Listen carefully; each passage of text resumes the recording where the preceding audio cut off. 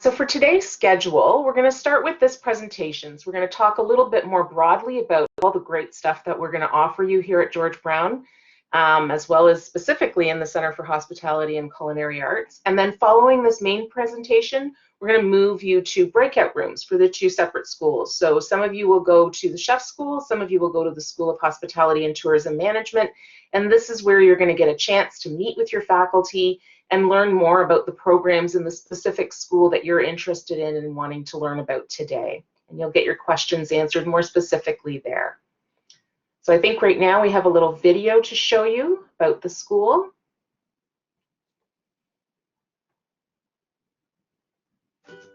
When all this is behind us, oh, how we will venture here and feast here and laugh and discover here, and here.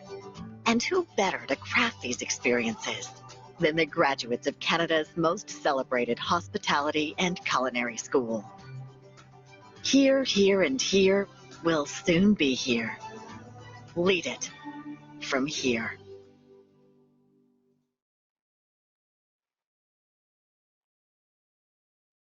Thank you. So why choose George Brown College? I think that video said a lot. Very exciting. Careers in hospitality management, tourism, and the culinary arts are always exciting. They're always evolving. And if you love creating memorable experiences and you enjoy a fast-paced, challenging workplace, then you're in an excellent place for this industry. We offer 21 certificate, diploma, degree, and postgraduate programs, including some new programs this year, just in the Center for Hospitality and Culinary Arts alone. But George Brown College in itself is a wonderful place. It's an industry-trained facility. Our faculty are still connected very much to the industry, so they are great for creating industry connections for our students. In addition to things like our career fairs that we hold at the center, we have people from the industry coming to visit classrooms on a regular basis and giving presentations. And we also have industry networking events. The School for Hospitality put on a fantastic event this past year. Our facilities are state-of-the-art. We're right downtown Toronto, and the Center for Hospitality and Culinary Arts, we're very focused on providing different pathways to continue your education, and you're going to learn a lot more about that tonight as well. And there's lots of student support throughout our programs at the college, which you'll learn a lot more about. We have everything from, different activities that happen to peer support programs to counseling services and other services for students. There's accessible learning services, a multitude of services that are there. So if you go on our website and explore a little bit in that area, you'll see just all the things that are there to help you with your success through the program. We also have alumni services when you graduate. Our goal is that you're successful in your program and also that you are successfully finding a career once you graduate. So for this fall, our full-time programs actually start on September 7th this fall. And we continue with our current situation. We're offering a lot of our classes online. But in select programs where students need to do hands-on work in either labs or areas like that where you have to do hands-on, we're offering a hybrid model. And that means that some of the program may be delivered online, but with specific things happening on campus so you can get that hands-on experience in your lab. So you'll notice when you go into the website and look at how the different programs are being delivered, and we can give more information on that in our breakout sessions, you'll notice that you'll see things like choice, where you can choose between having your theory courses online and your labs on campus, or doing it all online. So there's a variety of options there for the fall semester. To learn more about George Brown College and the Center for Hospitality and Culinary Arts, follow us on social media. There's lots going on there, regular postings on our Instagram page of what our students are doing and what they're creating in their studies. So it's a great place to see what's going on at the college. And we've become one of the leading culinary and hospitality schools in Canada. We're often compared to other world-renowned institutions, including Culinary Institute of America, and we're the only school in Ontario to really host top international chefs and master sommeliers. So you will meet and see people like Alain Ducasse. Massimo Bottura was at our school not long ago, and like David Chang. You know, think about who you want to meet in this industry, and they'll be coming. On the wine side, we've John Sabo just recently hosted an event for us on wines from Spain, Jennifer Huther, just to name a few. And our alumni, we have many renowned chefs that you've probably seen on TV, media, and in some of the top restaurants around the world. And many of these people are graduates of George Brown as well. Our facilities are also world-class, and we have a range of equipment, and it really shows the best of industry standards. Our facilities for the Center for Hospitality and Culinary Arts are centered around 2 buildings and 3 food outlets. We have the Chef on the Run, we have a cafe run by students, as well as the Chef's House restaurant, and we have over 27 interactive and lab spaces on site as well. And these include a number of auditoriums, theaters where we can demonstrate, wine labs, bake labs, large quantity kitchens that show you what the industry uses when you're working there, so you have hands-on opportunities to sit in these types of areas and use the kind of equipment that the best professionals use, whether you're studying hospitality or culinary arts. Our buildings, as you can see, there's multiple buildings, are right downtown. We have 300 Adelaide Street East, where a lot of our cooking and some of our wine labs are. You'll see here in this picture is the main chef school building, and you'll see one of our demonstration labs where we have guest chefs and wine experts demonstrating for our students, as well as our classes being held in these types of facilities. George Brown Center for Hospitality and Culinary Arts is right downtown, which is a very vibrant city. As you know, lots of hospitality opportunities right here in the city with top restaurants, bars, hotels, event venues, all right here. These are some great pictures of our actual facilities at 300 Adelaide Street East. On the top left, you'll see our main atrium when you come into the chef school. You'll see our large quantity kitchen on the right, where we have, as you can see, top-notch industry equipment. Our bake lab is on the bottom left. Again, top-end quality industrial equipment. And the cafe, where you can buy your lunch, and our culinary students are also working in the cafe to make the products there. You're going to be trained by professors who work in the industry, and they're going to teach you the essential skills you need to succeed and build a network of industry professionals. At the Chef's House, another top building, beautiful space. This is where a lot of students gain real-world experience in a fully functioning restaurant, both front of house and back of house. You'll see the restaurant here. This building also houses a wine and beverage theater, beautiful space to learn about the best wines and how to serve them, and how to learn about teaching about that as well. And you're also going to find our first research kitchen, which is a center for research and innovation. And you can have an opportunity for those students who are interested in research-based work. There's opportunities for students to take have experiences in the research center as well. The Center for Hospitality and Culinary Arts and George Brown College as a whole, we have a great interest in being local and sustainable. You'll see a lot of initiatives around the college, and you'll hear us talking about sustainability quite a bit. We have a rooftop garden at our St. James campus, which is wonderful opportunity for students to get involved there as well, and we use a lot of the produce at the Chef's House restaurant. We're community partners with Oceanwise, ensuring that the fish that we use is sustainably caught, so it is there for a long time for us to continue to use. We are level 2 LEAF certified at the college and use Q water filtration systems in our hospitality facilities and wine labs as well.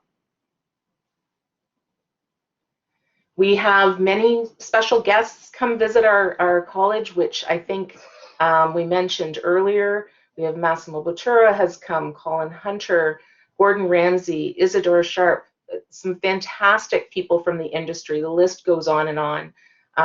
We're very well connected in the industry and bring in all sorts of these experiences for you as students to take part in. Hello, And now I'm everybody. going to hand it over.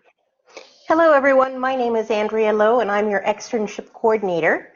I represent a team of professionals who, between us, cover all the culinary and hospitality externships and co-op placements for the division. We work very closely with industry and our students in seeking and securing positions from our affiliates which match the needs of the students. We have 3 types of industry field placements. Experiential learning, and these are for the certificate programs. These are a 7-week field placement with over 150 hours of hands-on learning. We have industry externship for the diploma students. This is a 14-week field placement in your final semester with over 330 hours of hands-on learning. And for the degree students, we have 2 co-op work terms. You take them after semester 4 and after semester 6, each one about 520 hours, so totaling more than 1,000 hours of hands-on learning. Many of our students graduate in the workplace at the end of their co-op or industry externship. This provides an opportunity for the employer to observe the student and for the student to also observe the employer and see if there's a match for both parties involved. For our graduates, we have a variety of industries where you can work.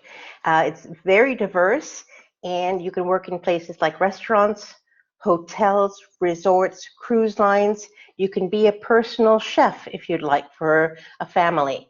You can work in test kitchens, food magazines as a blogger. You can work in the tour guide. You can work in private club industry, golf courses, yacht clubs, catering and banquet companies, product consulting and development, wine and spirit agencies, conference and event management, nutrition and wellness centers, retirement residences. You can be a brand ambassador, travel agent, working for seasonal food and service operations. You can work in academia and recreation and leisure control. We provide many opportunities for our culinary and hospitality students to connect with employers throughout our events and their time at George Brown College via our career fair, networking events, classroom visits and presentations from many of the industries listed. It also becomes full circle as many of our graduates become employers for our current students. Thank you. Hi, so for any of your general inquiry contacts for either of the schools, we have our contacts listed here. For George Brown Chef School, you can reach out to chefschool@georgebrown.ca. And for the School of Hospitality and Tourism Management, it's hospitality@georgebrown.ca. So easy to remember. And you'll have a list of the programs here that we're going to be going through in our breakout sessions for both the Chef School and the School of Hospitality.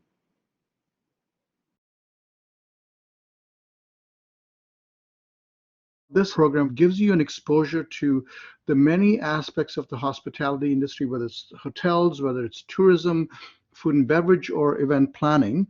All those areas encompass the tourism industry and the hospitality industry. And so you get a taste for what each of these areas are like.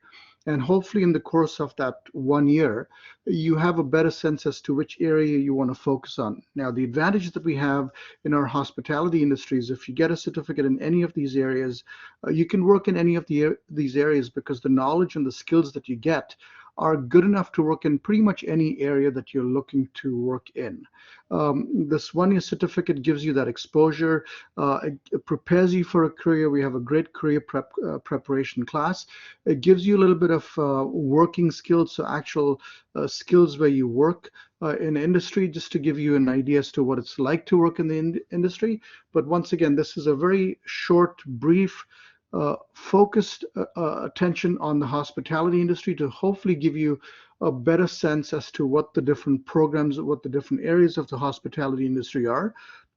Most of our students who finish up with this program end up jumping into the diploma program because they want to further their education. So this is a great introductory area to get a feel as to what the industry is all about, to the hospitality and tourism industry.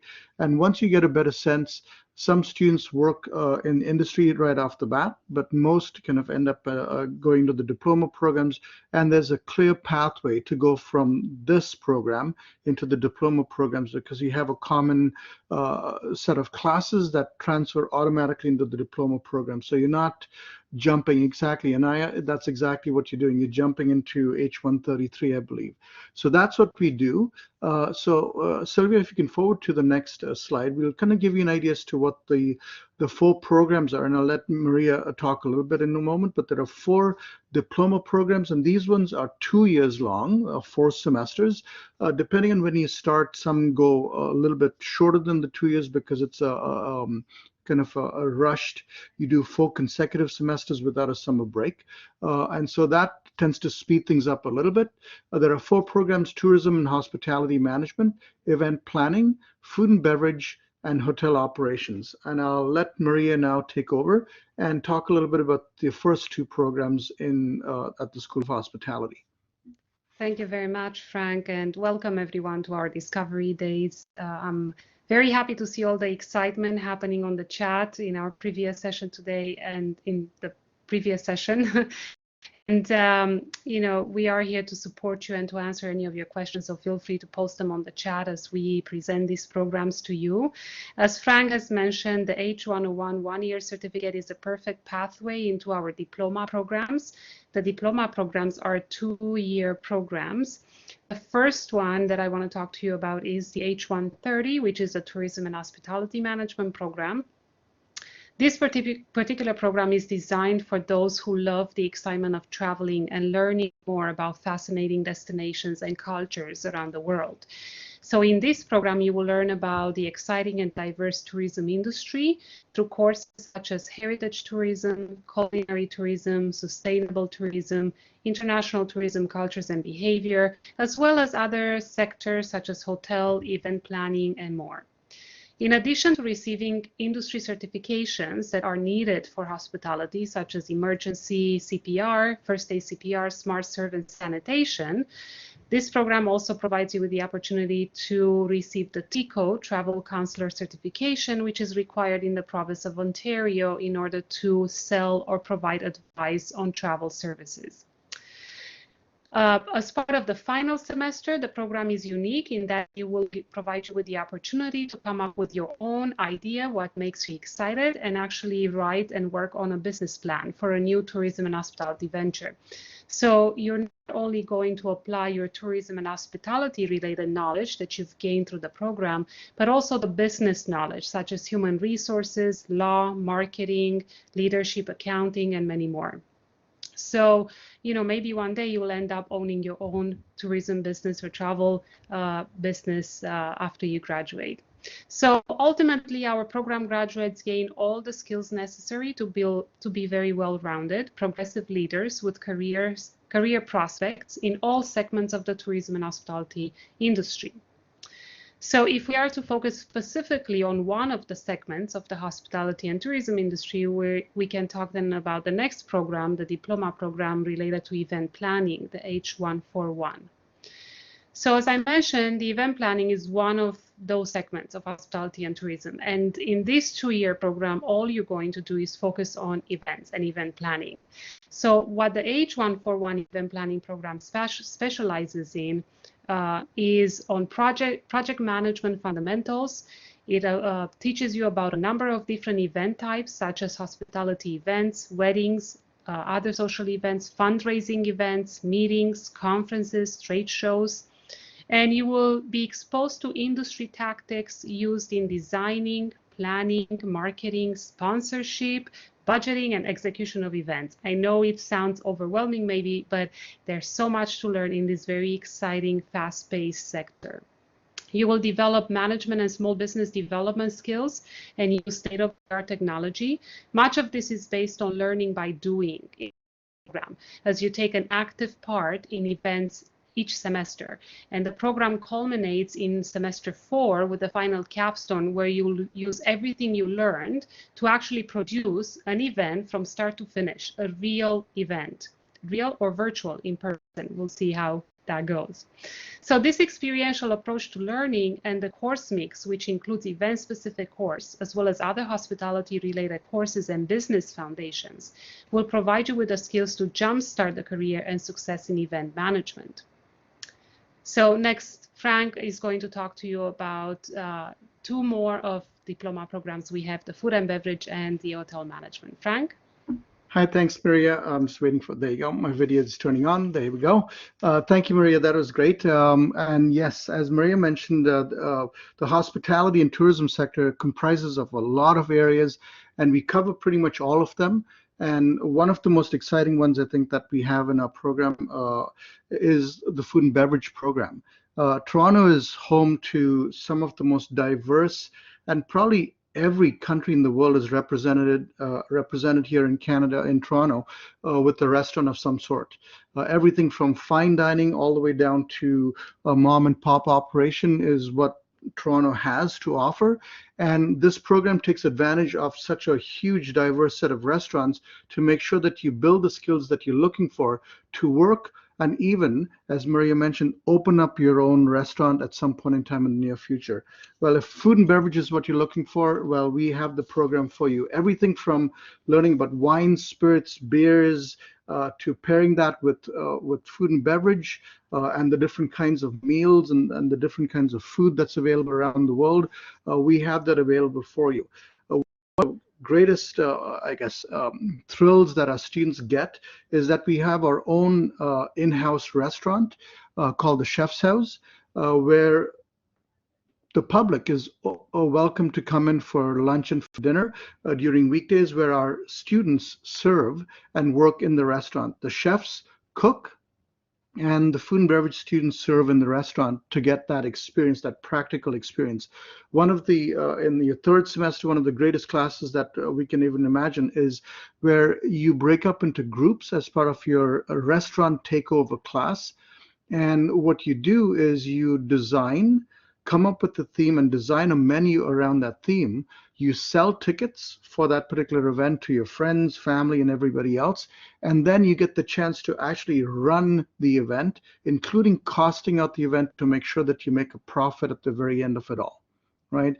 And the growth that the students get from running an event like this is absolutely incredible, because it's actually hands-on. It's not just theory, it's actually hands-on, where you're doing things and actually seeing how things actually operate in a real restaurant. So this gives us students a great opportunity. We've had anything from something like about 50 to 100 guests come in through those restaurant takeovers and enjoy the event. And so this is one of the greatest learnings, and our coordinator for the program says this is probably where she actually sees the growth of the students, and they actually shine when they go through this program. A little nervous, but it is very exciting, no doubt.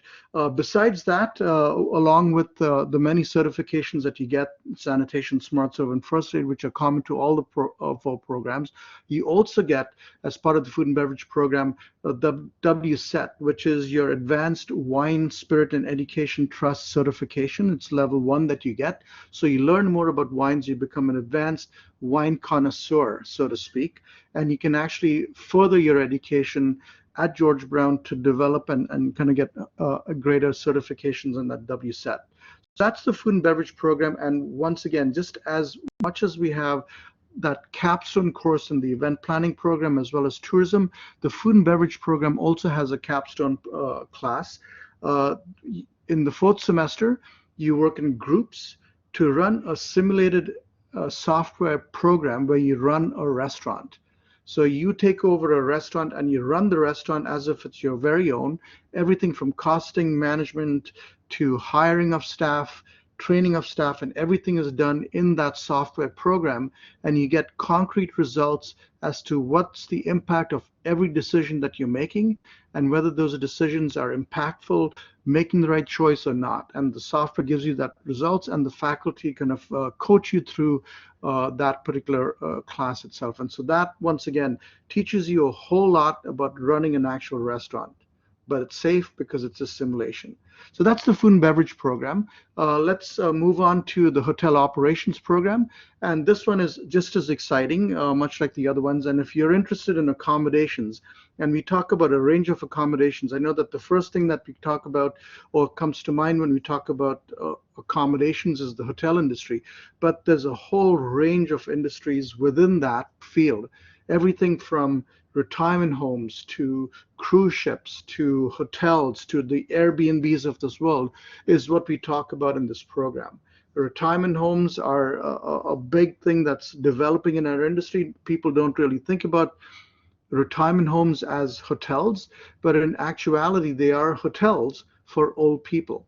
People who are looking for that same idea of retiring, don't want to work, have the services that you typically would get in a hotel. And retirement homes are looking and desperately looking for hospitality graduates because the skill set that you bring in, empathy, emotional intelligence, hospitality, is what they're looking for to run establishments like this.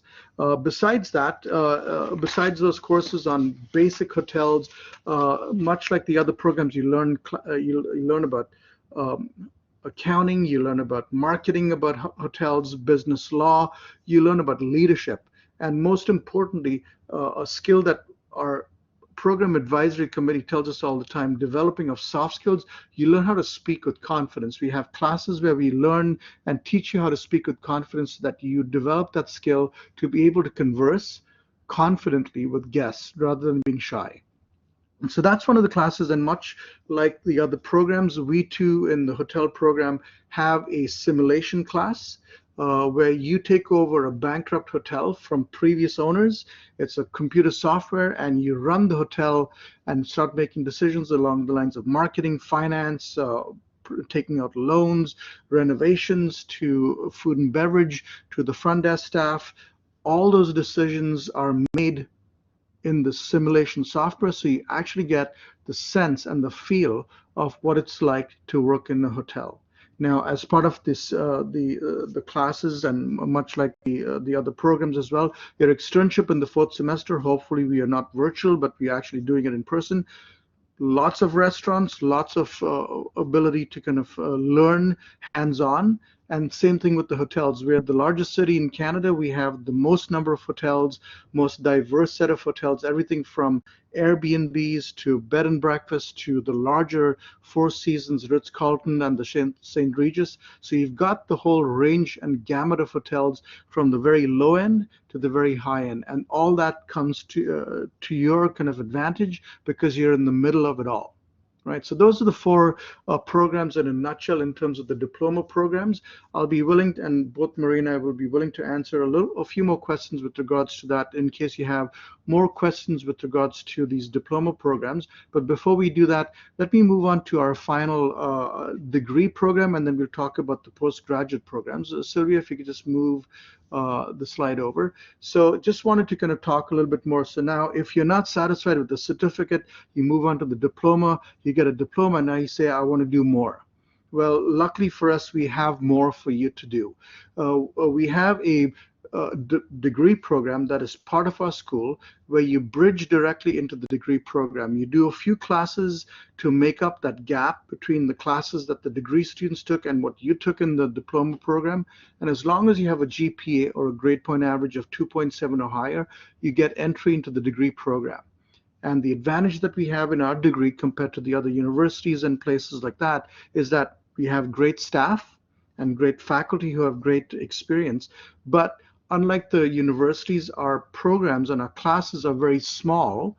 In comparison to 200 students, you're still dealing with about 40 students in a classroom. So you get the advantage of a university degree in a small college-like setting. So you actually get to know the faculty on a personal basis, and you get to know them and they get to know you, so they really help you out and help you network with industry. The degree program kind of goes a lot more in depth into the business side of the hotel industry and the hospitality industry. It's not specifically focused on hotels. It's more broader hospitality. So they touch on everything from event planning to tourism to food and beverage and to hotels. But you apply the concepts of marketing, law, safety, security analysis, risk management, and finance in the business sense to the hospitality industry, right? So that gives you an incredible advantage. And of course, through this program, you have two different externships that you have to do. One is a paid internship, and the other one is not paid, not necessarily paid. Some of our staff or partners pay you for it, but one is paid and one is not. And so you really get a lot of experience before you graduate. And this is intended to kind of give you that experience of working as a supervisor as well as a manager, right? So those are the 4 programs, and the certificate program and finally the degree program. Let me move on to the last 2, which is our postgraduate. So Maria, if you want to talk about our last 2 postgraduate diplomas, go ahead. Thank you, Frank. So if you've noticed so far what we have done, Frank and I, we actually walked you through all our programs, starting with the smallest duration program, H101, which is just 2 semesters, diplomas, and then the degree, and now the postgraduate programs. So what this means is that we've created pathways for you. So for example, if you, as Frank mentioned, you want to start a degree, you could do that, but you could also, after you finish a 2-year diploma, you could actually come into one of our postgraduate certificates, so postgraduate programs. So we have 2 postgraduate programs in the School of Hospitality and Tourism Management. The first one is the Advanced Wine and Beverage Business Management, H414. So this is for you if you're looking to further your skills, to improve your skills by building on an already existing diploma, degree, or experience. Don't have a diploma in a related field, but you have a lot of industry experience, restaurants or hospitality industry. So if you want then, or you're looking for an advanced spirit and beer business, then this is the program that you're looking for. So the program is 18 months, which is 3 semesters. And in your last semester, you will have a 14-week work placement, working with employers and industry partners. With state-of-the-art tasting labs, you will explore global beverages and their relationship to cuisine and cultures. So graduates of this program have expressed excitement with having the opportunity to create their own business model for the beverage industry as their capstone course, which you've noticed a lot of our programs. So building on their own network while working alongside beverage industry leaders. So this program has certifications, the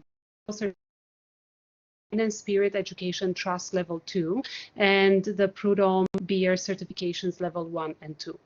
Some of the careers that are focused for graduates of these programs are beverage directors, sales agents, product consultants, portfolio managers, and wine stewards.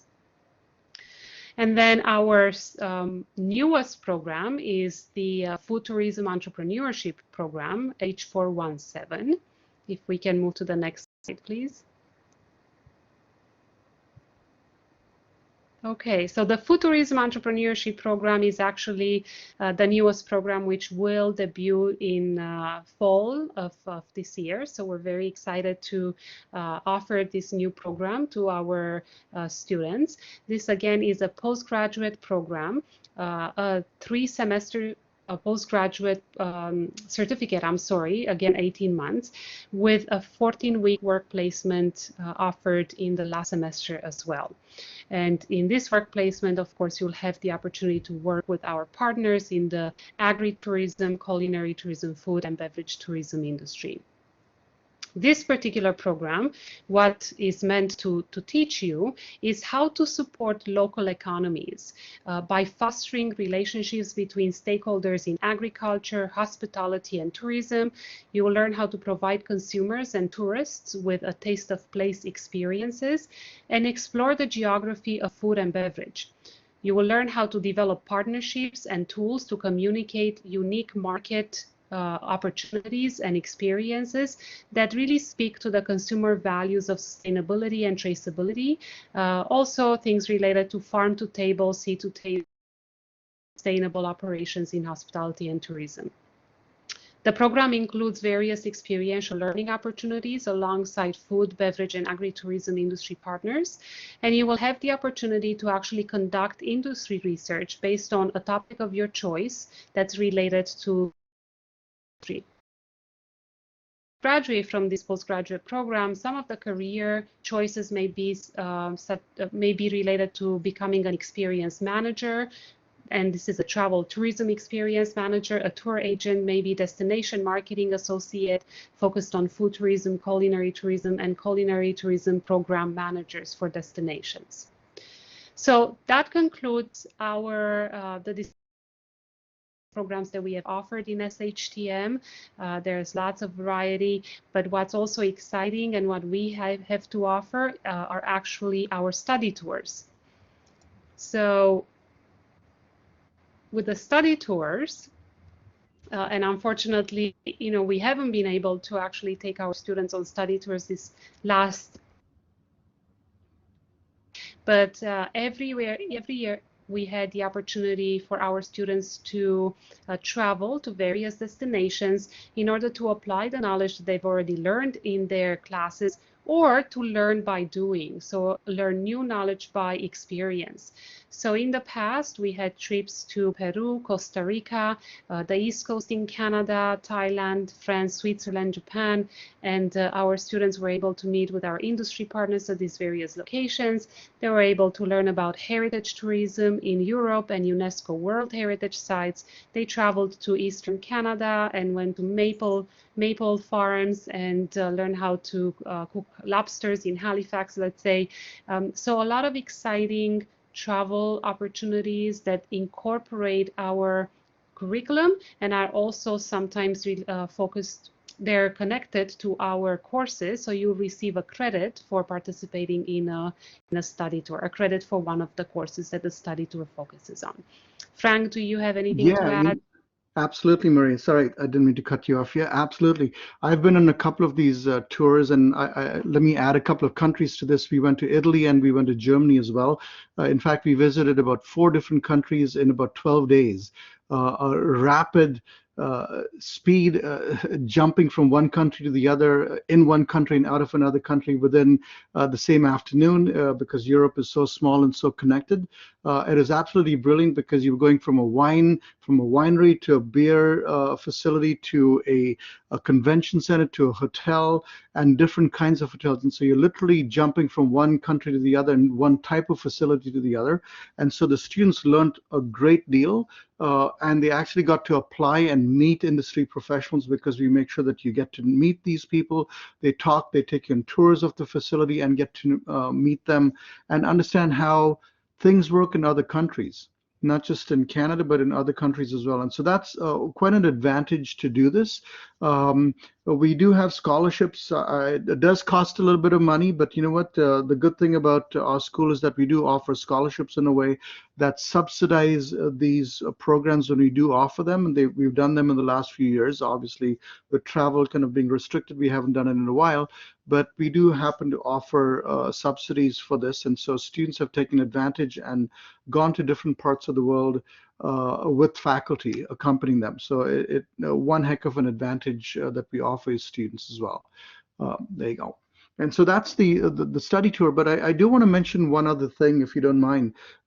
Somebody kind of mentioned about networking and who we get to meet.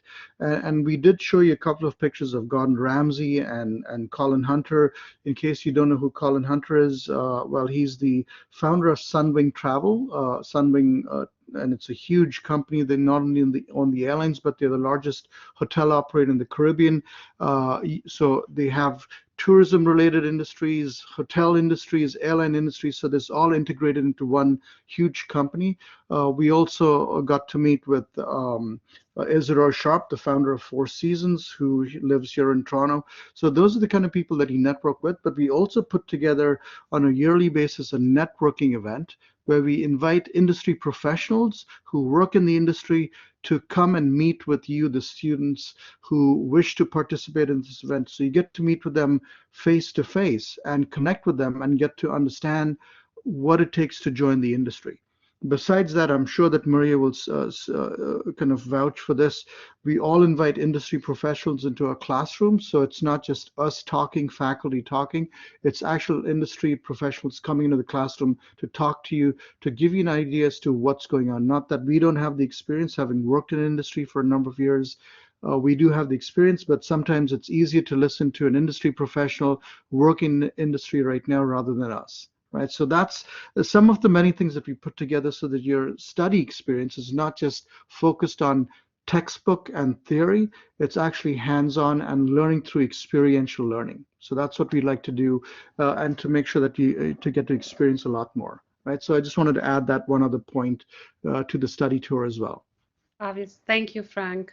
Very valuable points there, and I think overall our students end up completing these programs feeling well networked and exposed to the reality of our industry for sure. Yeah, so let's see, I think we got an open session now. We just got a last slide that talks a little bit about the different programs once again. Sylvia, if you can just forward that. And then I saw a whole list of questions coming at us. So we're more than willing to take the questions and everything else, and we can go from there. Hi, Frank. I can read some of the questions I wasn't able to answer in the chat. No problem. Go ahead, Sylvia. Thank you. A couple of students, Adisha and Rose, were asking what kind of jobs can they expect after completing H133? Yeah, I saw that question out there. And you know what? Do you want me to answer it, Frank? Sure, go ahead. Yeah, go ahead. Hi, everybody. It's Andrea here. I'm just actually typing up an email right now for students in the hotel program about opportunities for Four Seasons hotels.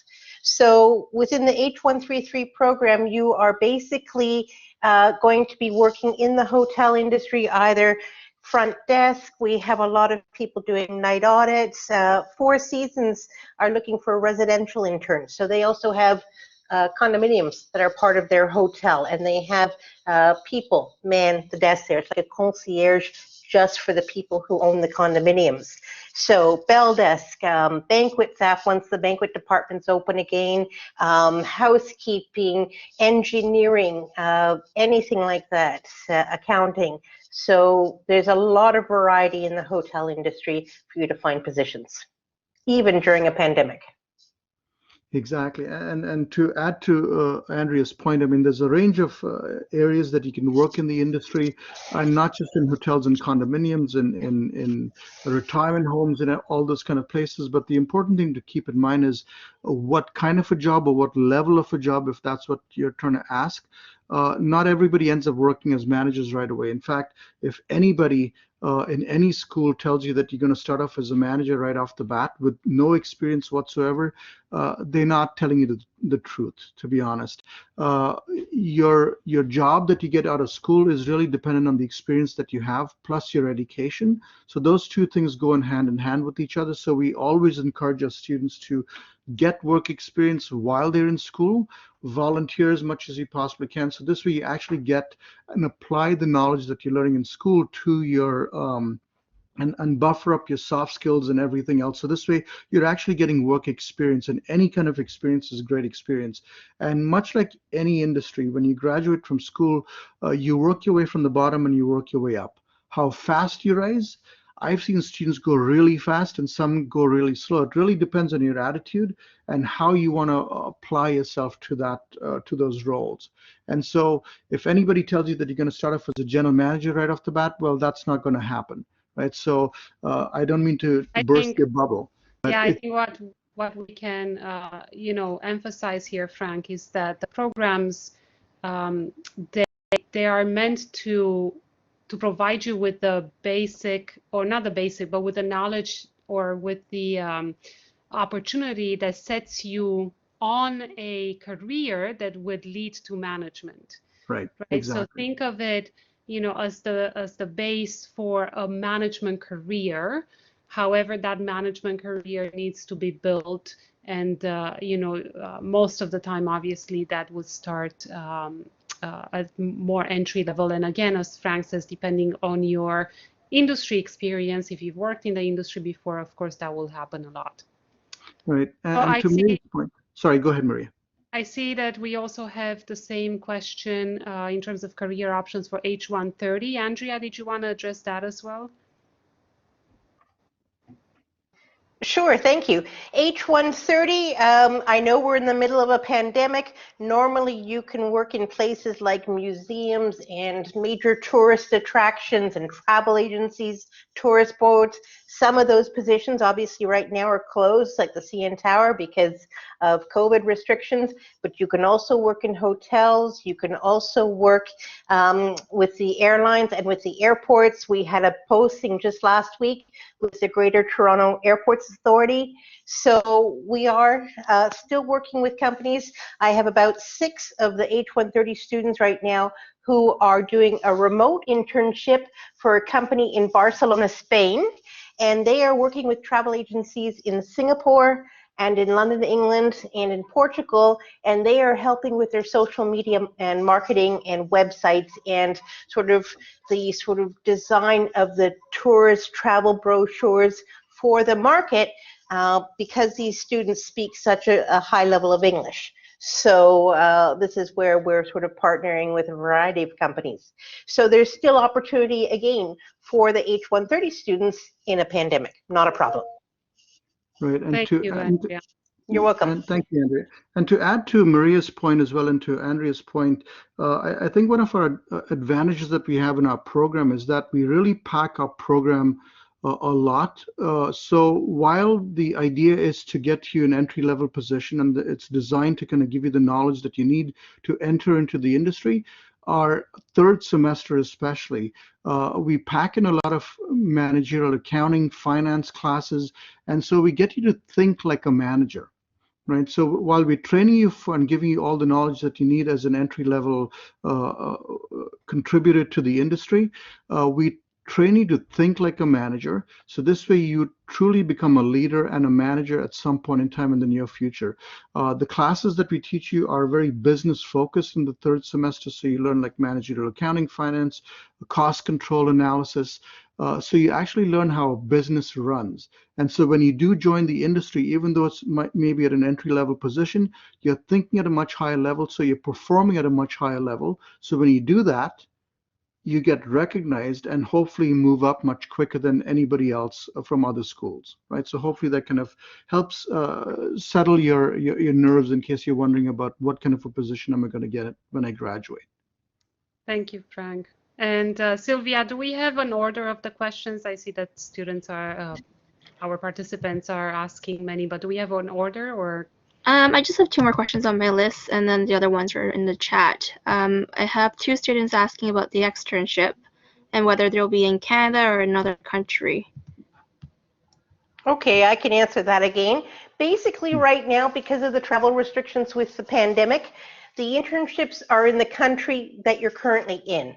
So if you are dialing into this presentation right now, let's say from China, and you're going to stay in China for the 2 years of your diploma program, your internship will be in China. But if the travel restrictions have lifted and you're able to come to Canada for your 4th semester, then yes, we'll certainly work with you in finding an internship here in Canada. But right now, I've got students here that are finding placements in Toronto, in other parts of Canada, and then I had those students that are working on the remote internship for that company in Barcelona, but the students are working from the safety of their homes. So I have, I think, 3 students in India, and then I have students that are here in Canada also working for that company, but because it's a remote internship and they're working from their homes, that's fine. Thank you, Andrea. Thanks, Andrea. I do have a couple questions here about H133 and their job fields. A lot of students are asking if they can work in a restaurant, if they're in a hotel program, or if they can work in a nutritional field in the hospital.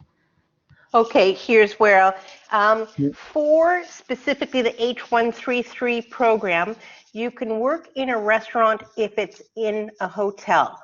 You can't work at a standalone restaurant. If that's what you want to do, then you're better off taking the food and beverage management program, which is the H132. As far as working in a nutritional thing in a hospital, I'm not sure. Frank and I would have to take a look at the job description and see if it would qualify. A hospital isn't really like a hotel or a private member sports club or a retirement home. Yeah, it has quite a different set of operational guidelines, and I'm not sure you can leverage the learning from school to something as far out as a hospital, as an example. Correct. Right. So, but we'll do it one person at a time, I guess. We explore that option quite a bit when students ask us for exceptions, and we look at it on a piecemeal basis. Right, Sylvia, any other questions? I see quite a few. I'm just scrolling down the list out here to see what it is.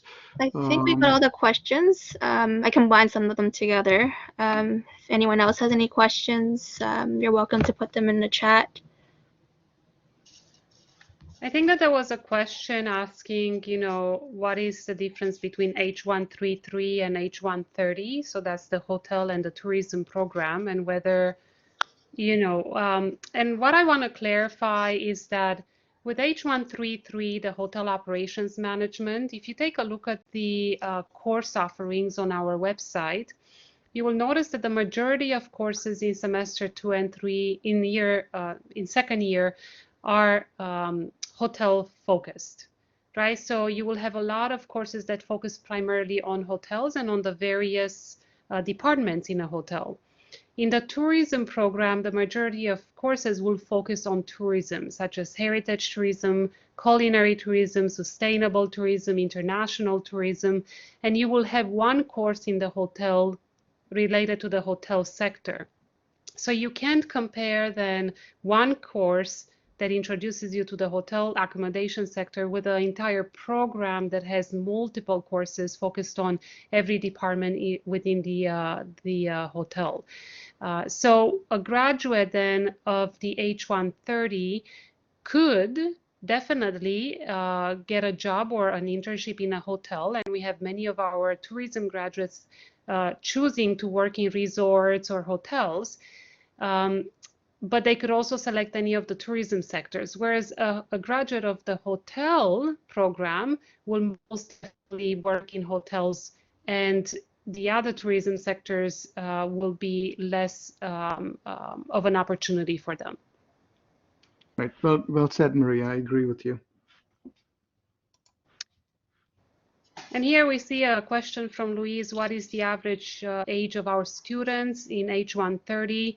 A very good question, Louise. And I think this is representative of all our diploma programs and not necessarily H130 only.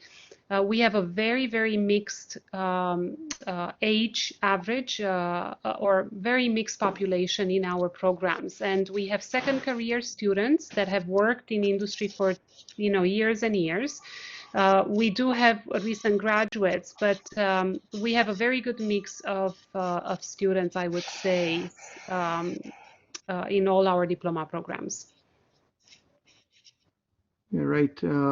Maria, I've got another question out here. How are first aid, CPR, and sanitation taught in the class? Well, these certificate programs are all online for the most part. They're done in the first semester of most programs. And what you do is you're given tokens to kind of enroll in the classes. Sanitation and SmartServe are entirely online, where you study on your own. You're given a certain amount of time, you study on your own, and you do the tests online entirely. First aid, because of the pandemic, there's a bit of a hybrid involved over here. There's some element of studying online, but ultimately there's a bit of a component where you have to be physically in a classroom setting to complete the class. They've made some accommodations over the last year to get this done, and they've done so successfully while making sure that everybody's safe and secure.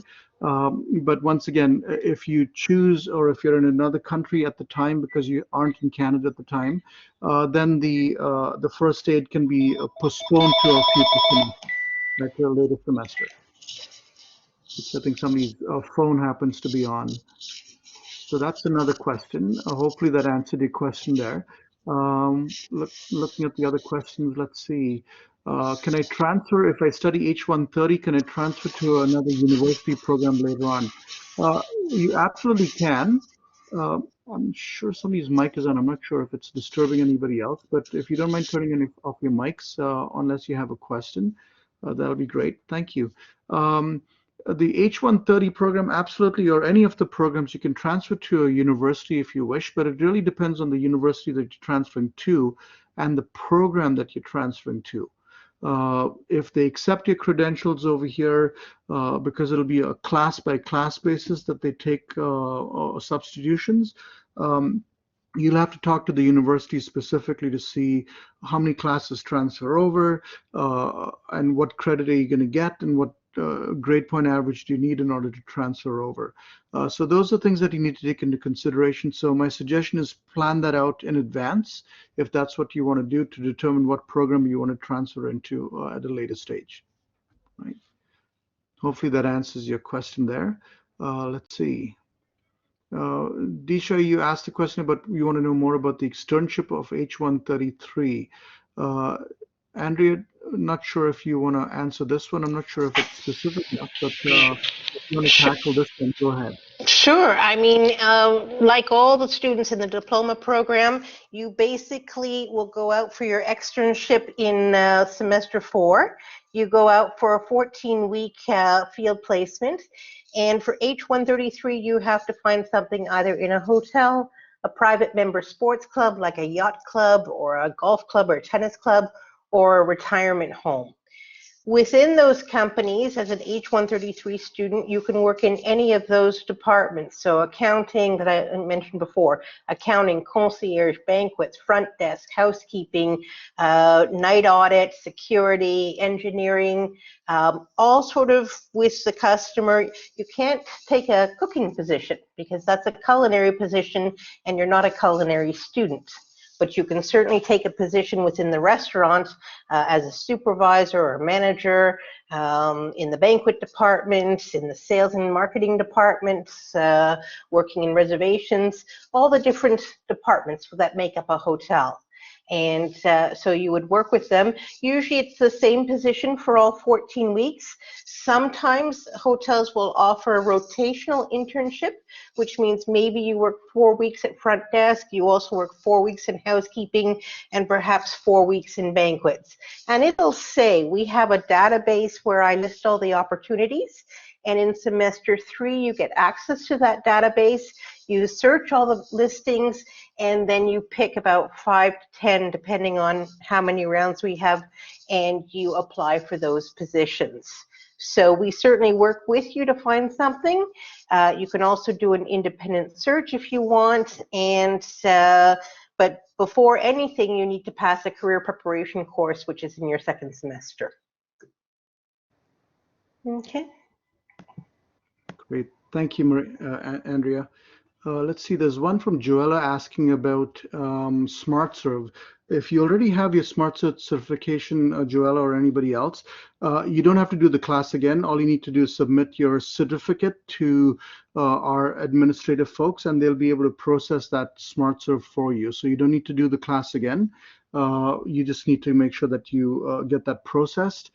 Same thing with first aid and sanitation. Although first aid has an expiry date, so it really depends on where you've done the first aid course, which agency you've done it through. But if you've done it and it is valid, then we process that, and so you don't have to do that class again. Right? So hopefully that answers your question there. And I see we have Gordon asking about the H116. Thank you, Sylvia. You just answered my question. That is a culinary program. So if you are interested in that, maybe joining the other link would be beneficial for you. But thank you, Sylvia, for answering the question. Right. Let's see. Rose has a question. Are there any any jobs that international students can get after graduation? Andrea kind of answered a lot of those questions through the externship class, because hopefully if you get an internship, which is the intention of the program, you get an internship that leads to a full-time job right after that, because that's the easiest way to get a full-time job. We don't specify which jobs you should be getting. We kind of make postings available for all our international students, but we don't limit where students should be working. We kind of give you an exposure to anything and everything under the sun, and whenever we get information from industry that shows that people are looking, and Four Seasons and other companies send us information about this all the time, we post it for all students to see, and you apply and you get it if you are successful in the interview process. Right, so we don't necessarily limit you as to where you should be working. Right, let's see what else. Hopefully that answers your question there. So we have a question from Joella regarding substitute or a class that she already took, a George Brown. So those would be substitutions, Joella, and you would have to submit a substitute. Or sorry, the electives office would have to review the course that you took to see if it applies as an elective for the program that you are currently taking, because they're looking for 3 specific areas of electives to be represented on your academic path with us for the 2 years. So they would be the ones deciding whether the course applies as an elective or not. But if it does, then yes, you can get a substitution for it for sure. Right, let's see, what other questions do we have here? Thank you, Maria. Let's see, can an internship be overseas? Yes, absolutely. We've got some partnerships with companies abroad to do internships out there. You do the interview process, and if you're successful, you get to go. We had students going to Costa Rica, to Korea, to Japan, to Brazil, different places like that. But if there are anything outside of the few places that we offer internships to, then you need to do that on your own. I'll let Andrea answer that a little more specifically. Andrea? Yes, again, once all these COVID restrictions lift and you're free to travel again, we will definitely be offering international internships. But right now, because of the pandemic, you are only able to do an internship in the country where you are currently living. All right. So if you are dialing into this call right now from Japan, yes, you'll do your internship in Japan. But if you're here in Canada, you can't travel to Japan right now to do your internship. We have to wait. As I said, I have students that are working with a company in Barcelona, but they're doing it remotely, meaning they're working from home, but they are connecting with companies in Singapore, in Portugal, and in London, England. Okay. Thank you, Andrea. And we see Joel asking if there are opportunities for a full-time job with a company that they're doing their externship. And yes, those are opportunities. We have many of our graduates who actually receive offers for full-time positions with the companies that they do their externship and internship with. That's the goal, ultimately. Yes. While you're on that 14-week field placement, is to get a job offer with that company. So when you're doing your research, pick a company or pick 5 companies that have similar values to what you have, all right, and that you would like to work with, because ultimately that is the goal during those 14 weeks of your field placement, that you get a job offer from them.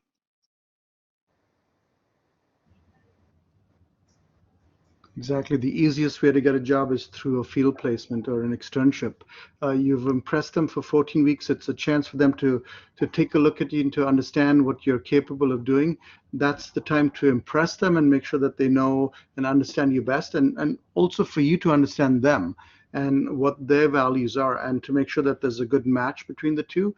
And if you, that's the easiest way to get a job, because you don't have to go through the interview process all over again. So getting a job right out of your internship is the best thing possible. Right. So let's see. Any other questions? I don't see. How can I search the company to get a job for internship? Great question, Rose. Andrea does an incredible job of partnering and contacting industry partners from a range of the industries, from event planning to food and beverage to hotels to tourism related. We have an incredible amount of partners, and they all at different times offer internship processes, opportunities, sorry. What you do is you just contact Andrea. She'll make it available when it's time to do that. And so, Andrea, go ahead if you want to answer that as well, because that's probably your alley. Thank you, Frank. Basically, I want to say I will give you the tools to help you find a field placement, but I'm not going to tell a company to take you specifically. All right? The company will interview the applicants, and they will decide who they want to hire as their student intern. I will offer tools. I will offer you help. I'll talk about your resume and how to strengthen it and so on. But you have to take advantage of these tools that we have at the college for you. So for instance, if I send you an email saying round 1 of applications, the deadline to apply is this Friday, don't think that you can put it off and wait for round 2. Because what happens is round 1 will always be the one that has the biggest list of opportunities. And let's say it's the Royal York Hotel here in Toronto, and I'm sending them applicants from 30 students who are interested in a front desk position. They're not going to reopen that listing for round 2 and 3 and 4, because somewhere in that list of 30 students, they'll find the couple of students that they want for their front desk server and front desk agent, unless they didn't like any of the applicants and they say, Andrea, reopen the listing. So it's important for you to acknowledge the emails that I sent you and to act upon them. Don't sort of push them off and say, oh, I'm really busy right now. I'll focus on my job hunt later, because you're going to miss opportunities. And then you'll have to do an independent search, which makes it that much harder for you, because you can't contact all the companies that we've already listed, because they specifically list with George Brown and they work with me, so that they don't get 600 emails from a variety of students asking about a front desk position. So use the tools that we give you, put some serious effort into this search, and you'll find it's quite easy, because we will work with you along the way until you find something. It's not a race. We want you to find a suitable internship that works for you, and we keep looking until you find something. So ideally, yes, it's the start of the next semester that you go out, but if it takes a few weeks, like look right now here in Toronto, the lockdown lifted last week on the 2nd, but companies are just allowed to open up tomorrow. So I'm expecting next week I'm going to be busy hearing from all kinds of employers who are saying, you know what, I need interns now. I can take them because my business has reopened. So this is just it. It means that some students will be starting their internships middle of June instead of the beginning of May. That's all right. No problem whatsoever. We'll work with you to make it happen. Okay? Very good, Andrea. I believe Joella has another follow-up question for you. What happens if we fail our internship? I read online that we'll be given assignments while we're doing our internship. I think that, you know, Joella, what you have read online maybe misleading a little. There are reflections. Maybe Andrea can talk about that as well. Yeah, there are assignments and feedback, but there's no wrong answer. However, you can fail your internship. You can fail it if you have a bad attitude in the workplace. You can fail it if you are late for your shifts and not showing up on time, or you're spending too much time on your cell phone on social media and not paying attention to the work that you're supposed to be doing. You can fail it for theft. So if you're working in the banquet department after a wedding and there are half-consumed bottles of wine on the table, those bottles of wine are not yours to take home or to drink. Yes, they've been paid for by the bride and groom, but it doesn't mean that they're yours. So you have to speak to the manager on duty to see what their policy is regarding open bottles of alcohol. So if you fail the internship, you do have to take it again the next semester, and yes, you have to pay for it again. If you're showing a good attitude, you're on time for your shifts, and you're doing the homework assignments, those homework assignments are easy. They're feedback questions, so there is no wrong answer. You can answer 2 words or you can answer 2 pages. It's entirely up to you. It's your opinion of how it's going. And there's, in week 1 and week 14, some documents that you need to download, review with your mentor, and then upload back into our computer system. But again, easy, easy, easy. And there's a video of how to do that in case you've forgotten it. Okay?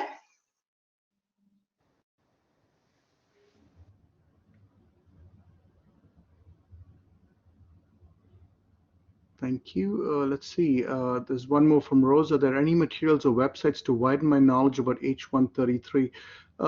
Rose, if you want to send me an email specifically, I'm not sure what you're looking for, but the website contains most of the courses that we have available and a pretty broad description as to what the program is all about. But if there's something special or specific that you're looking for any of the programs, including H133, I highly recommend you kind of send your questions to hospitality@georgebrown.ca. And Sylvia will then be able to kind of forward that information to us, specifically the coordinators, or you can contact me specifically if it's H133 because I'm the coordinator for that program.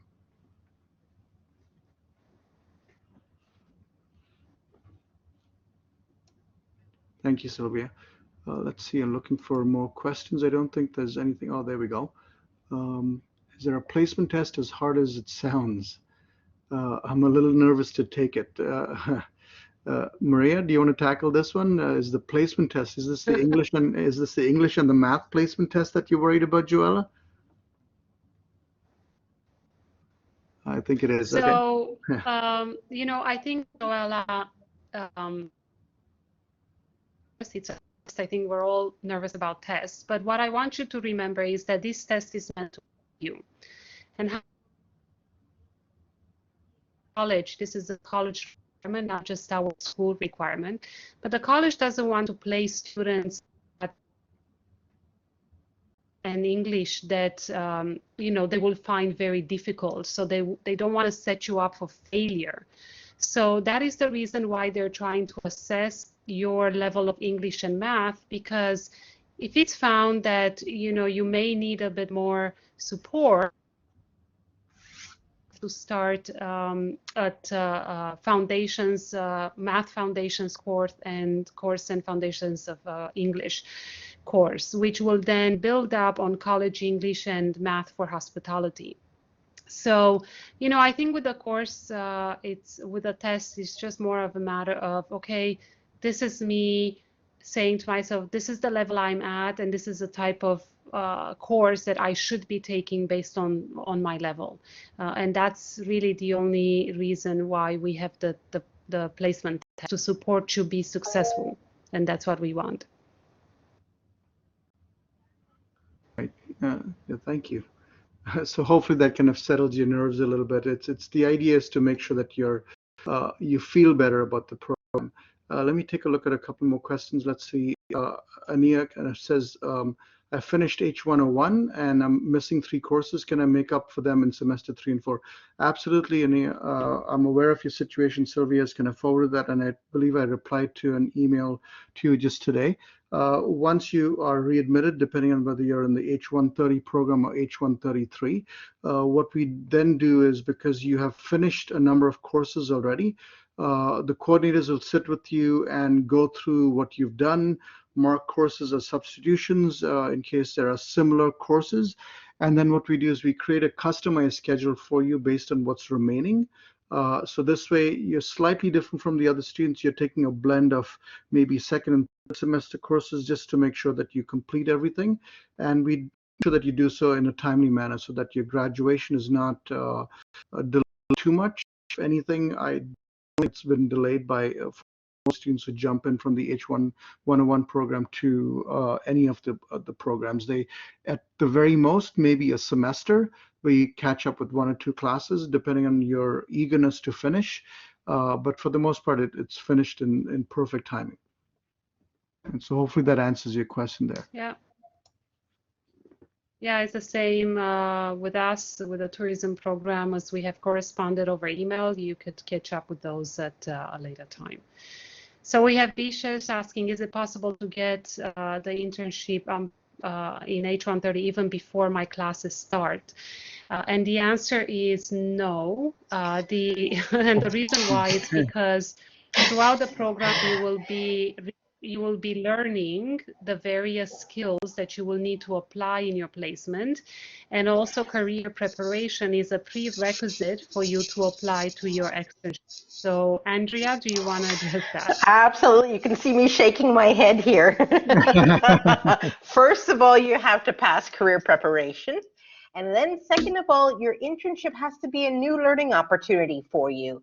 So let's say you get a job in September and you're working at a hotel, and in January is when you're supposed to go out on your externship and you want to use that job that you got in September. I'm going to ask that you change departments. You can stay with the company, but I want you to have a new learning opportunity in January for your internship. All right, you cannot use the same job. Now, it's all going to depend on timing. If you got that job at Christmas, then yes, I'll say, okay, 1 or 2 weeks before the start of this next semester, not a problem. But it's got to be a new learning opportunity for you. So that's when you would approach the HR department of that company and ask them if they could give you some supervisor duties, you know, opening and closing of shifts, scheduling, payroll, things like that, ordering a product, you know, setting standards, writing employee guidelines, things like that, that wouldn't be the normal job duties for the job that you had in the past. Okay? Thank you. Yeah, Rian, you had a question regarding when is the externship. It's usually in semester 4, but Andrea can kind of answer once again a little bit about this, because you can do your externship a little bit sooner as long as you pass your career prep class. Andrea, do you want to answer this one? Yeah, we have a lot of students that go out during the summer. And so depends when you start with us. If you start in September, that's your semester 1. January is semester 2, so you would have taken career prep. So the following summer, if you don't have courses, you're not taking that advanced class that's accelerated, then yes, you can go out early for your externship. And in the summertime, if you're based here in Toronto, chances of you finding something paid is much better, because let's face it, it's the summer season, it's high season for us with regards to the hospitality industry. And then you can use that as your placement. And then in the 4th semester in January, you just have your capstone course to do. Thanks, Andrea. Let's see, what other questions do we have here? Joel asks, is it possible to do an internship in a place like Disney World? And well, it seems to be popular. Yeah, that's okay. That student, Joella, you'd have to do an independent search, because I don't have any contacts at Disney. And at the present time, they don't reach out to Canadian students right now. The one thing, obviously, you have to be eligible to work in the States. So you have to have a J4 visa. And it is an application process. I believe it's about $195 to get that. If you already have the ability to work in the States, then that's even better. So you could certainly reach out to them directly. That would be through an independent search. And I'll show you how to do that when I do the presentation to Career Prep in semester 2.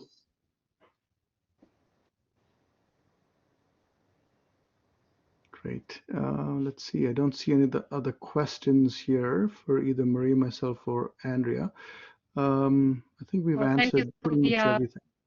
And thank you, Sylvia, for being so active on the chat. I see she's been answering our students' questions related to placement tests. So who can be reached at hospitality@georgebrown.ca, is very knowledgeable. So you can always reach out to her at the email provided right here on the screen. And of course, you can always reach out to Frank and myself or any of the coordinators for the programs that you are interested about to learn more about. So, if the questions may come to you tomorrow or the week after, an email away to provide you with more details. Yeah, thank you, Maria. Yeah, you can reach out to us at any time. We're willing to answer the questions as well. Let's see, Rianne says, for taking the accelerated, will it be faster to have an externship? Rianne, I'm not quite sure what you mean, but if you start in September, it's you take the full 2 years to graduate. So you start in September and you graduate the following April. So you take 4 semesters with the summer off. The January intake, they go right through without taking the summer off. They go right through and finish off at the same time as you do, who started in September, because they don't have a break. The same thing for the students who start in the summer in May. When they start in the summer, they continue and they do 4 consecutive semesters. And so doing an internship is really not an option for them while they're in school if they started in January or in May. Earlier, the only option to do an accelerated or an internship in the summer is if you start in September, because that's when you have the time off. But it's very difficult to do an internship and work at go to school at the same time, right, Andrea? I agree, yes. Yeah, so just to clarify for everyone here and Ryan, if you start in September, as Frank said, you will do semester 1 from September to December, semester 2 from January to April. You will have the summer off, and then you will do semester 3 from September to December again, and then semester 4 the following January to April. If you start in January or in May, you do not have a semester off. So you'll be in school 4 semesters, one after the other. Thank you, Maria. Yeah. Yep. Okay. So I think that I think we got the questions. Yeah, we did. And yeah, Rose asks, can I connect with those who help me correct my CV and improve my interview before I get a job? Andrea, all yours. Yeah, that's what Career Prep is for, and it's a course that you will take in semester 2, and they will teach you how to write a really strong resume and how to interview. There'll be mock interviews that you'll do as well. So, but you have to pass that course before you can go through for externship, and it's a great course. So you will be able to correct your CV there and improve it. We also have career services, and when the buildings reopen, right now they're available to you virtually, but career services are located in Building A, and they have all kinds of workshops that are free of charge to you, such as how to build a LinkedIn profile, how to write a strong cover letter, how to write a great resume, how to sort of improve your written English if English isn't your first language, things like that. So definitely sort of look them up and take advantage of their services once you're on campus so that you can, as I said, they're included in your fees. It's free of charge to you, but they have some great seminars.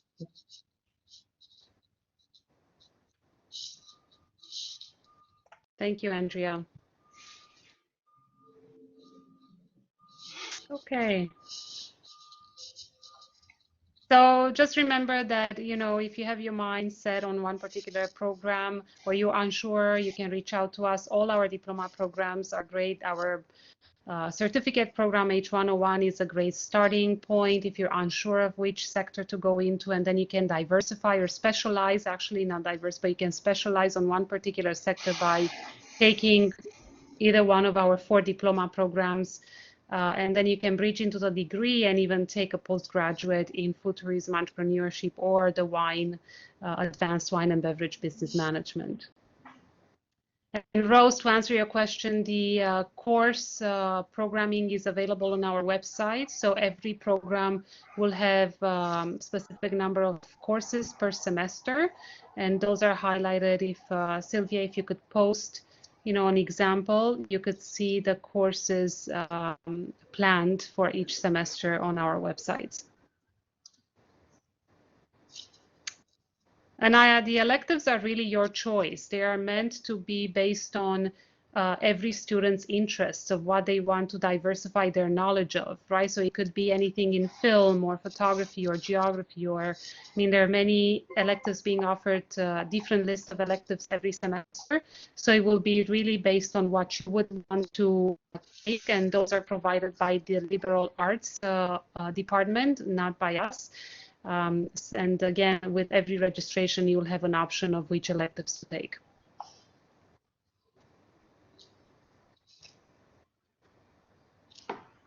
Great question so far. Incredible. Okay, no more. Yeah, we are all looking forward to having our all classes online again and meeting our students face to face and having in-person classes. So let's all hope that this situation will rectify itself with all the vaccinations, and we will move forward back to some sort of normalcy, although things will be changed forever for sure. Exactly. We look forward to seeing some of your names on our rosters, maybe in the fall. Yeah, absolutely. I'm hoping that you'll take the opportunity, the advantage of having being part of a great program and contribute to it, and be successful graduates once you finish off. So thank you everybody so much for the questions. This is absolutely brilliant. Great questions. Give us some food for thought as well, because we now know how to do things better in the future. But great questions. Andrea, you were kept busy today for sure. It was my pleasure. I come from industry. I spent 35 years in the industry, and I'm thrilled to see so many people interested in it. It's a great, great career for you, whether you're male, female, it doesn't matter. It's a wonderful, wonderful opportunity, and you can go as high as you want as far as levels of titles, director, general manager, owners of companies, and things like that. It's a wonderful, wonderful industry. Hope to see you in it. Well, we're all excited to see your comments, H130 and 33. Welcome. We look forward to meeting you in September. And until then, enjoy the summer, make the best of it, and stay safe. And thank you for joining us today. There is the Baking and Pastry Arts Management program, which is the H113. That's a 2-year program. The first year of H113 is identical to the year of baking pre-employment. Then in the second year, again 2 semesters, you'll have an opportunity to learn things like advanced chocolate work, French patisserie, confectionery, how to build entremets, and so on. So it's really quite an exciting program with highly, highly skilled chefs teaching in our labs. I'm not sure what else I can say about it, except that it's awesome.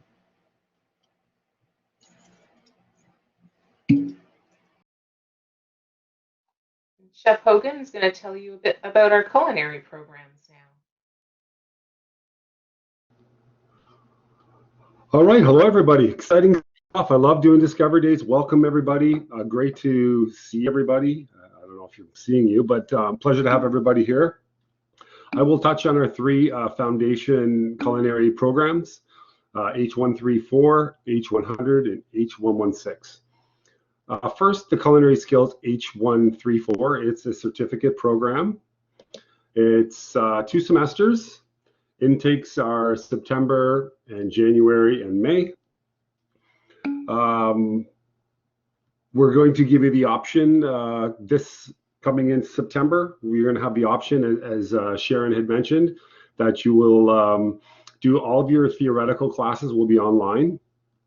And then from there, you have the choice of either doing the hybrid, as she had mentioned, where you would have the demonstration would be virtual, synchronous as well. And then you could choose to do your online lab, or you can do your come into the school and cook in the labs, which is an extremely safe environment. I've been working in the labs since September. So I've been through the highs and lows of all these COVID waves, and we've had some really amazing protocols in place. Staff is fantastic. So if you do choose to come into the labs, definitely feel safe. It's a very safe environment. Normally we would have 24 students in each lab, in the old times, so to speak. But currently we do 10 people. So tons of space. Great protocols in, so do not worry if you want to come in and cook live. No big deal whatsoever. So, we in H134, the core courses, core cooking, we touch on some baking as well. There's a nutrition program, menu planning, cost control. You have to take your maths and Englishes. I know that excites a lot of people. And then we have several sanitation programs. So we have several certificate programs, pardon me. As a sanitation, a CPR first aid, WHMIS, and a Smart Serve. Okay, so you need to have all of those to graduate. And actually those courses are paired up with a specific course. So let's say sanitation, you get all the details and all the direction from your Food Theory 1 class. So they're attached. So each course is attached. Each of these certificate courses are attached to a course that you will be taking. Basic setup is 60% kitchen practical. So you'll be cooking about 60% of the time, and then about 40% theoretical classes. Furthermore, 70% of the kitchen work is usually done individually, and then 25% you do in groups with the emphasis on teamwork. That's the heartbeat of this industry. Is teamwork. No one is successful in this industry when they're rocking solo. Absolutely. And then there's a gradual progression. We've got core courses, foundation, essentials, principles, concepts. Those 4 courses, they're each 7 weeks. That's the foundation. We do cafe production and foods of the world, which is teamwork, where you're producing food in large quantities and boxing them up and selling them to the public. Believe me, where we sell this food is Chef on the Run, or the chef school, or the chef's house. It's chaos. People come from all over the place to buy this fantastic food. So it's pretty exciting that you can be a part of that. So H134 is the 1-year certificate. H100 and H116 are 2-year programs, but your first year of 100 and 116 are identical to H134. Okay, so 134, H100, and H116 are absolutely first semester are absolutely the same, the 1 year and then into the 2-year program. So we'll get into H100, the culinary management. Again, your first year, I've already spoken about it. So your second year in H100 is geared towards going to the next level. H134 teaches the fundamental skills. And then culinary management builds these into skills that are designed for students who would like hands-on culinary experience. Okay, so we send you out to an externship in H100. You do 14 weeks. We've got thousands of connections. So you want to work in a hotel, nursing home, fine dining, anything you want, we can definitely connect you with it. We've got thousands and thousands of industry partners. So you come to our externship coordinator and you say, I want to work at this place. Chances are we can make that happen.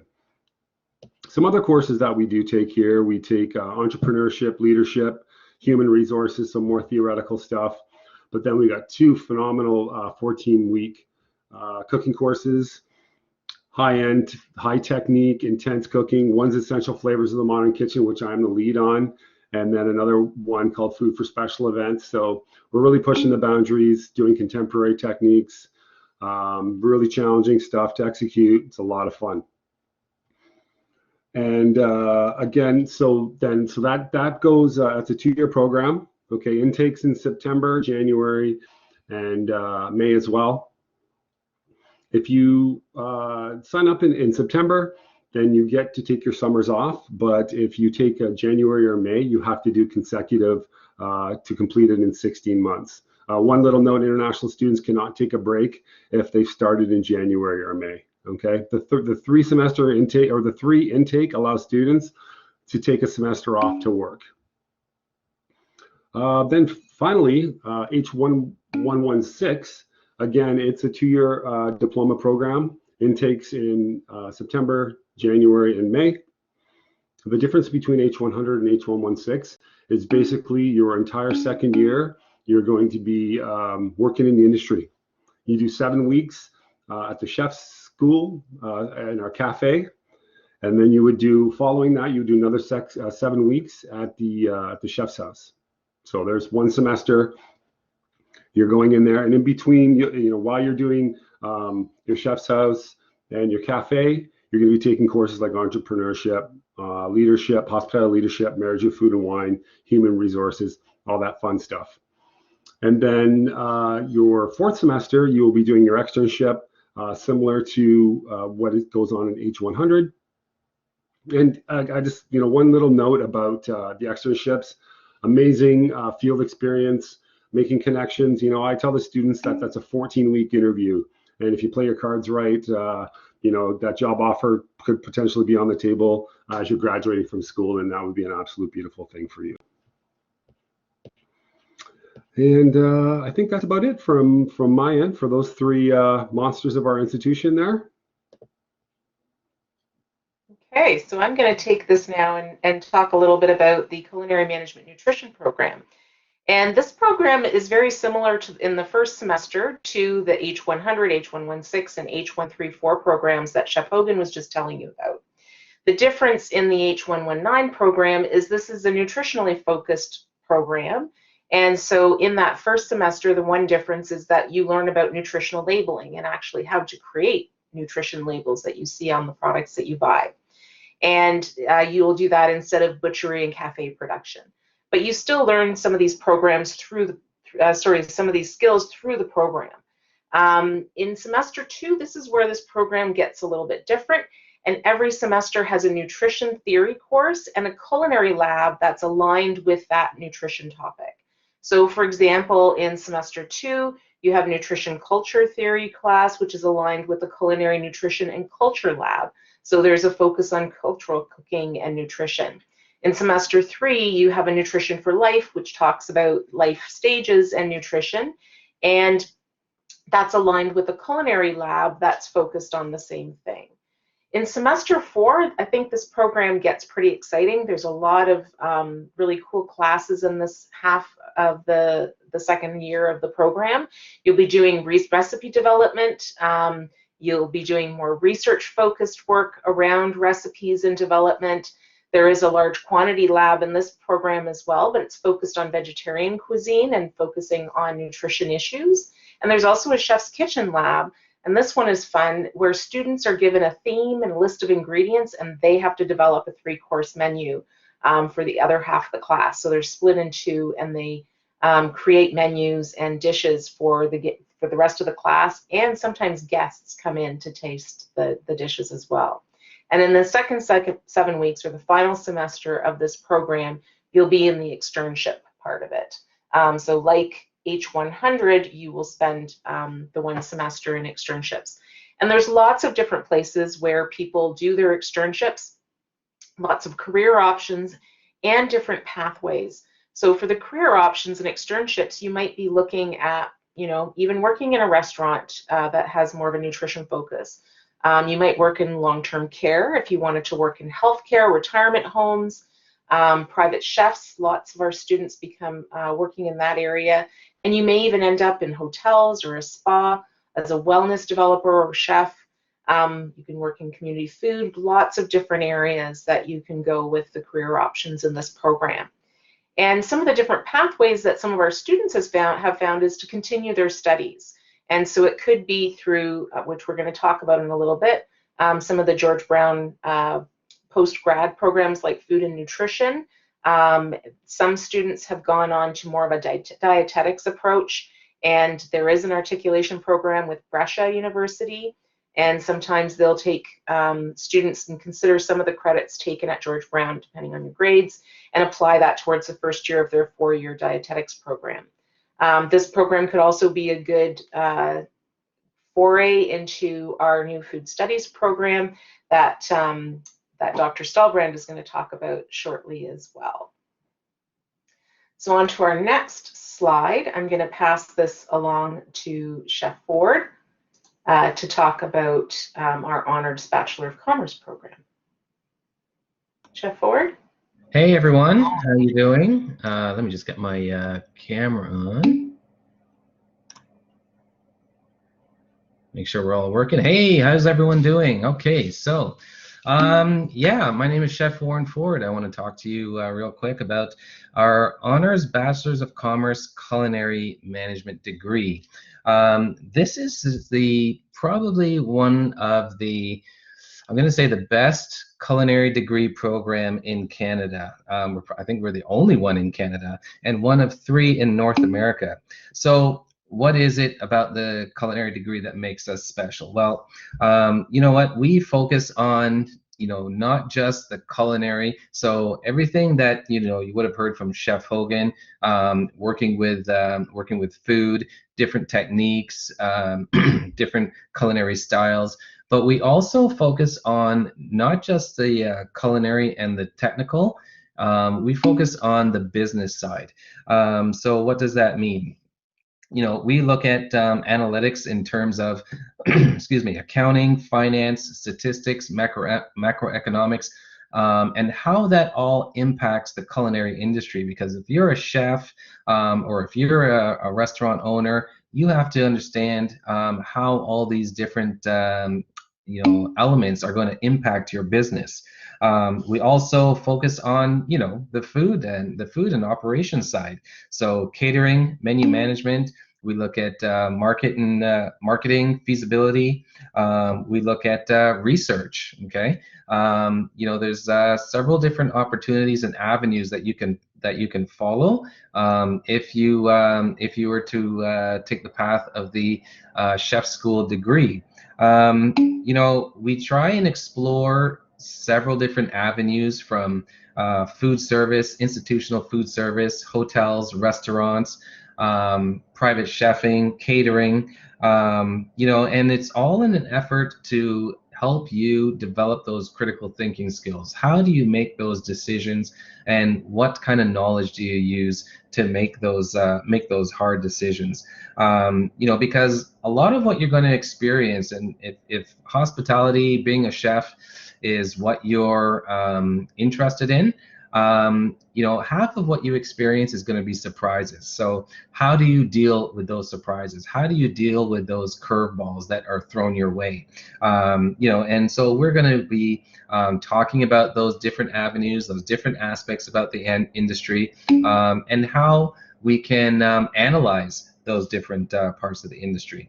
In terms of career path, it's, if you're successful in this program, you can almost write your own ticket. It's like you can head into hotels, you can head into restaurants, you can head into catering, you can head into meetings and conventions, you can head into institutional food service, nutrition, product development, food research. There's several different aspects that you can look at. In terms of externships, okay, we require our students to complete 2 externships. So your first one is focused on kitchen operations, all right, and culinary skills. And your second one is focused on an operation that takes you outside the kitchen. So what does that mean? Maybe something in terms of a managerial experience, supervisory experience. Maybe it's focused on research. Maybe it's focused on food development, or something along the lines of entrepreneurial. For those of you who are like, yeah, I want to open my own restaurant, this might be an opportunity for you to explore that avenue. So the H315 or Bachelor's of Commerce Culinary degree, offers lots of opportunity, lots of avenues, lots of lots of pathways to explore. In terms of pathways as well, if you're successful with the Bachelor's of Commerce culinary degree, you have the opportunity as well to move on to further study. So within George Brown, you could study the Italian culinary management program. You could look at French patisserie postgraduate program. You could look at the food and nutrition management program. And outside of George Brown, if you wanted to focus on further study, you could look at a master's program. So I know that we don't have any formal partnerships, but I know that you could take this degree, move into a master's program focused on food, hospitality, culinary, whatever it is that you find interesting. As a graduate, some potential career paths, similar to what Chef Bowie talked about. Maybe you're looking at resorts, front of the house, back of the house, hotel, restaurant operations, conventions. Maybe research and development. Many of our students who have recently graduated have stepped into supervisory roles or roles within hotels such as the Marriott, or the Convention Center, or some of the more well-known restaurants. Similar to what was stated before, we have a lot of guest speakers come in. We're well connected to the industry. For anyone that's familiar with the restaurant, one of the restaurants, Dialo down in Toronto, I had Chef Lou come and visit our class, one of our classes one time. If you're familiar with Chef Lou, you may have seen him on Wall of Chefs on Food Network. And we're connected, and we try and keep you guys connected with the industry as much as possible. So our chefs are passionate. We're connected. Our industry is small. We're really involved with each other and what each person is doing. And you just don't know where this path will take you. You met Chef Hogan earlier. Chef Hogan and I used to work together like 10, 12 years ago. And here we are at George Brown teaching. So it's a really interesting industry. We love it. We're passionate about it. And, we want to bring that passion to you guys. Looking at bridging, if you decide that you want to sort of test out the water sort of thing, and you want to study H100, all right, H116, and possibly H113, if after those 2 years you want to step into the degree program, all right, that would be H316, all right. And what that is it's a semester that runs every May, all right, and you take an intense you do intense study over the course of 14 weeks, taking 6 courses, all right, and upon successful completion, then you would be admitted into your 3rd year of the H315 program. So, that's something to think about as well if you're not sure about a degree. But, I've had a lot of students enter the degree program coming from the diploma. So, it's something to think about, all right, something to consider. And yeah, we're ready for you. That was great. Thanks, Chef Ford. I'm going to pass it on along now to Dr. Lori Stahlbrand for our food studies. Okay. So you can hear me, but for some reason I'm not able to share my video. So you're not going to be able to see me. But I'm here to welcome you. I'm very pleased to be here with you. I'm Dr. Lori Stahlbrand, and I'm here to talk about the first 4-year honors Bachelor of Food Studies degree in Canada that we're launching this fall at George Brown. And this degree combines hands-on culinary training that George Brown is so famous for with a broad food studies curriculum. The world is changing, and culinary professionals are really being called upon to be knowledgeable in a wide range of topics these days. So they need to know more about how food is produced, both on land and in the sea, and what it means when we talk talk about sustainability in the food system, food and climate change, food and waste. These are big issues now entering our field. How food makes its way from farm to the kitchen, about nutrition and health, about equity issues for food workers, for farmers, for farm workers. These are all the issues we're going to be talking about in the Bachelor's of Food Studies. Some of the courses that we have are Introduction to Food Studies, Sustainable Food Service, Communicating about Food, Indigenous Food Traditions, Food Policy and Law, Chefs as Agents of Change in the food world, Food History and Culture, and lots more. This is a degree that will be launched this fall in a mix of both online classes and the opportunity to work in that hybrid way we've been hearing about, so where you can choose to be in a very safe lab or to do the lab work online. And the theory classes will be online, but we're hoping to make them as exciting as we can. And as the world starts to open up again, we're planning to take full advantage of being located in a vibrant food city surrounded by some of the best farmland in the world here in Toronto. So we're planning lots of great field trips, doing tastings, getting to meet with leaders in the field, see their businesses and organizations in action firsthand. There are also going to be, in this degree as well, opportunities for placements in a variety of different food businesses and organizations. So you can try out different career possibilities before you graduate and see what really excites you. And this will include not only built into some of the classes in third and fourth year, but also a 420-hour summer placement between second and third year. So a chance to really sink your teeth into an area that would be of interest to you. You know, food is a huge economic driver, and it's a source of so many jobs. Here in Toronto, 1/4 of all jobs are in the food sector, and we want to provide students with as many different pathways in food, career pathways after graduation, as we possibly can. So in the kitchen, to be sure, in restaurants and hotels, but also working for food manufacturers and distributors, for food service, perhaps as a sustainability officer, or working for some of the businesses and organizations that do urban agriculture or agritech, a new and emerging field, people who teach kids about food and gardening, who work on reducing hunger in our communities, who work on food waste issues. There's also agro-tourism and recreation. There's the potential for work in government, doing research or developing policy, and perhaps going to graduate school as well. And there are a number of graduate schools that would be eager to receive our graduates from this program. So many different career options for you. So to conclude, if you are curious and you're motivated, you love cooking, and you want to be one of the culinary leaders of tomorrow that is actually grappling with some of the big issues of our times, well, this program may very well be the one for you, and we're very excited to be starting it this fall. Thanks so much. That was fantastic. Thank you, Dr. Stahlbrand.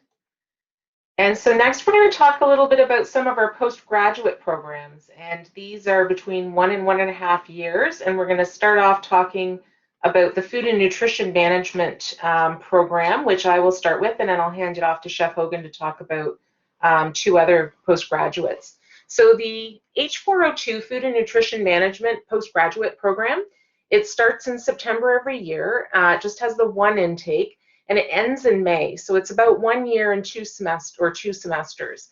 And if you're a hospitality and culinary arts graduate, you've got a passion for healthcare, nutrition, you want to help other people while taking your career to the next level, this program might be what you're looking for. We've been delivering this program very successfully for over 34 years, and we will build on the skills that you already have, but we're going to focus in this program more on food modification, clinical nutrition, physiology, nutritional analysis, things like advanced sanitation, occupational health and safety, as well as menu analysis. And this program, through both classroom and clinical externships, you're going to learn how hospitals, retirement homes, long-term care facilities, childcare, prison systems, they all provide their patients, residents, and clients with nutritious food in a continuum of care. So applicants have to go through an interview process to ensure that they meet all the entrance requirements for our postgraduate programs. And you will be advised around this when you meet with the coordinator. This program has a full 5-year accreditation from the Canadian Society of Nutrition Management. This is necessary for employment as a food and nutrition manager in Ontario and across Canada. And once you graduate from this program, you're going to qualify for immediate membership of the Canadian Society of Nutrition Management. So great program. If you know this is where you want to go to work, it's a fantastic program. Our coordinator is very involved, works one-on-one with the students and the externship opportunities for you. This is a 5-day-a-week, Monday to Friday type of course with classes from 8 to 1. And that allows students to pursue part-time positions in related healthcare fields while they're studying. And for career opportunities, graduates, as I kind of mentioned already, you're going to be qualified to manage all areas of nutrition care, food services in healthcare settings, community settings, commercial settings.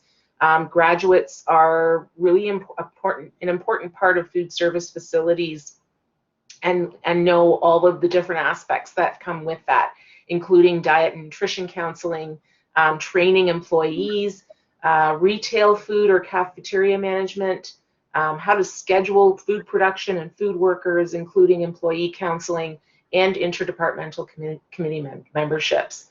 There are requirements. You do have to have successfully completed a 2-year post-diploma hospitality program, including the ones at George Brown College or an equivalent to that. So I think a very exciting program with lots of opportunities. There's lots of jobs available in these fields right now. But we also have 2 other postgraduate programs that Chef Hogan is going to talk to you about. I'm back. Good to see everybody again. I was going to touch on the Italian program. Maybe Chef Fleming was going to do the advanced French, but if not, I can do both. Absolutely. So back to Chef Ford. French. Thank you so much. Whew. No, just kidding. I had it. Back to Chef Ford. It's 20 years ago we worked. Okay, so this is where the networking begins. I see a lot of fun little chats going on there, whether you know each other or not. Start networking this second. And so networking is a really key component to building any career, but really as an aspiring chef. But yeah, Chef Ford and I worked together 20 years ago. Man, time flies when you're having fun. Totally. So through the Italian program, our post-grad, it's runs 3 semesters. Normally intake is in May. Because of COVID, we've rearranged things. So the intake this year is going to be September 2021. And we shuffled things around a bit. So the so 3 semesters. The first semester, we're going to be in George Brown. We're going to be in the labs. You're going to be focused on Italian pastries, specific to different regions of Italy. Super exciting stuff. And focusing on the foundation of Italian cuisine. We got to start from the beginning. You know, the simplicity of it, the ingredients as per region throughout Italy. And then you have an Italian baking program as well that I've touched on. Also, theoretical is really important, knowing the ingredients, not just in your hands, but knowing the background of all ingredients, especially in Italy. So we'll be focusing on some theoretical stuff in the first semester, learning some Italiano as well. We've got not only our fantastic Italian program coordinator, Chef Tomaselli, but we have other awesome chefs, Italian roots chefs that will be teaching you as well. Yeah, so we'll be teaching Italian, and we also got a great program, the slow food program. Does anybody know what slow food is? It's not cooking slow, although some students do cook awfully slow. Slow food meaning sustainable, staying within your region, cooking locally. So you'll focus on that as well. Second semester, it's sort of, we call it the capstone program. You're going to be off to the chef's house for 14 weeks, creating and developing classic Italian foods, but using Canadian local Ontario ingredients, which is a beautiful touch. This course will mirror a lot of things that you learned in the slow food movement. Okay. Also, second semester theoretical courses, regional wine programs, marketing, designing business plans, etc. So that'll be the second semester.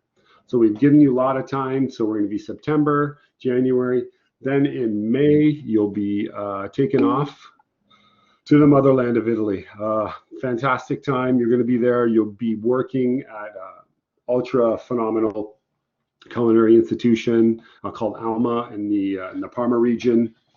You'll be focused. You'll be working 3 weeks at that school. Okay, so you'll be, you know, learning the ins and outs of the institution at first, and then of course you'll be cooking hand in hand and learning from the all the fantastic chefs that school has to offer. Then the most impressive part to me, I mean, it's an amazing program overall, beginning to end. But you do a 12-week externship in Italy. Okay, so such a wide variety of options for you. If you want to go cook with Nona at her 10-seat restaurant, making fresh pastas every day, simplistic Italian food, absolutely, you can absolutely do that. Or you can work in some hotels. But if you want to go to the extreme, you can work at 3 Michelin-star restaurants, Ostetra Fiscana, Massimo Bottura's restaurant. We've put several students in there. We have one student actually who won a cooking competition when Massimo was here. He's now, I believe, a sous chef there, or like a chef de partie, and then also another sous chef as well, another female Canadian chef. She's there, and she was voted the top female chef in all of Italy. Okay, and that's a Canadian homegrown girl out there taking care of business, making us all proud. Okay, so this hand-on experience, working in Italian brigades. Also, you have time to go out and venture around the country. I believe that you might be able to get your visa extended a week or two if you want to stay behind, but let's not get ahead of ourselves. So you can actually, to get into this program, you can either have the H134 certificate, you can have the H100 culinary management, the H116 integrated culinary management, as well as you need to have some industry experience. So this is somewhat flexible. Some people have cooking degrees, diplomas from other countries, so it's a case-by-case basis, but the foundation, if you're coming to George Brown, you can do any of these certificate diploma programs, and then you would obviously have an in-depth interview process with Chef Tomaselli, resume required as well, and career opportunities, well, I don't know, maybe working at Ostetra Fiscana, Massimo Bottura's restaurant, any restaurant. I mean, there's endless Michelin star, super high quality restaurants all throughout Italy. I mean, you can come home and work here and showcase and maybe work for the big Italian brands here, Buca and whatnot. So yeah, great alumni from this program as well. We got DL Tam. She's working at a Michelin star restaurant in Shanghai, running the show there, named Asia's top female chef as well. And yeah, lots and lots of options. So fantastic program, something to really maybe put on your radar now if you're going into any of our sort of foundation courses, programs. This is definitely something to take a peek at and inquire further. Thank you very much. Okay, so I'm going to speak about the French program, but I first wanted to say, I think I give short shrift to the Baking and Pastry Arts H113 program. We also have externships in your third semester in the H113 program, where you have amazing opportunities to go out and work in the field and you know, get to practice your techniques and so on. For the advanced French patisserie program, the H413. So there's one intake a year for this in May. You spend 2 semesters in Toronto at George Brown, 1 semester working in France. The 2 semesters that you spend at George Brown give you an opportunity to work in the labs, focusing specifically on high-end French desserts and modern pastry techniques. And in the theoretical part of your program, you will be learning about French gastronomy, and you will also be taking courses in French language, because we're not going to send you off to France without any French skills. The second semester that you spend in the pastry labs at George Brown, you will also be working perhaps in the chef's house. You'll be doing a lot of research and development and creating your own products. and you'll be learning about graphic design and business.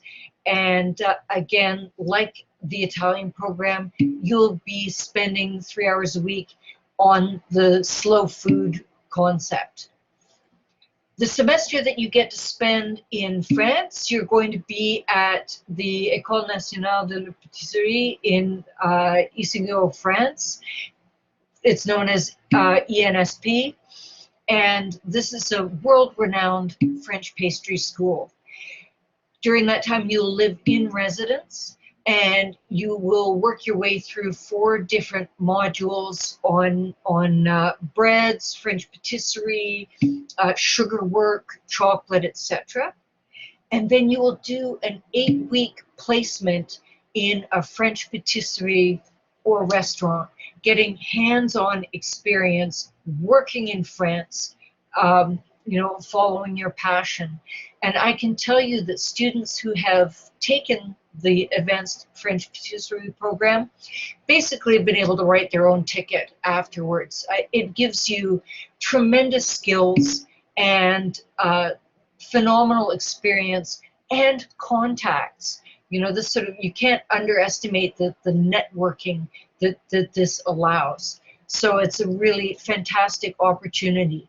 The prerequisites for that program is a pastry certificate or diploma program, a culinary diploma, or a bachelor's degree in an unrelated field, plus minimum 1 year full-time relevant work experience. So working in the pastry field. You will have to provide a resume and references as part of your application. And I think that's just about it.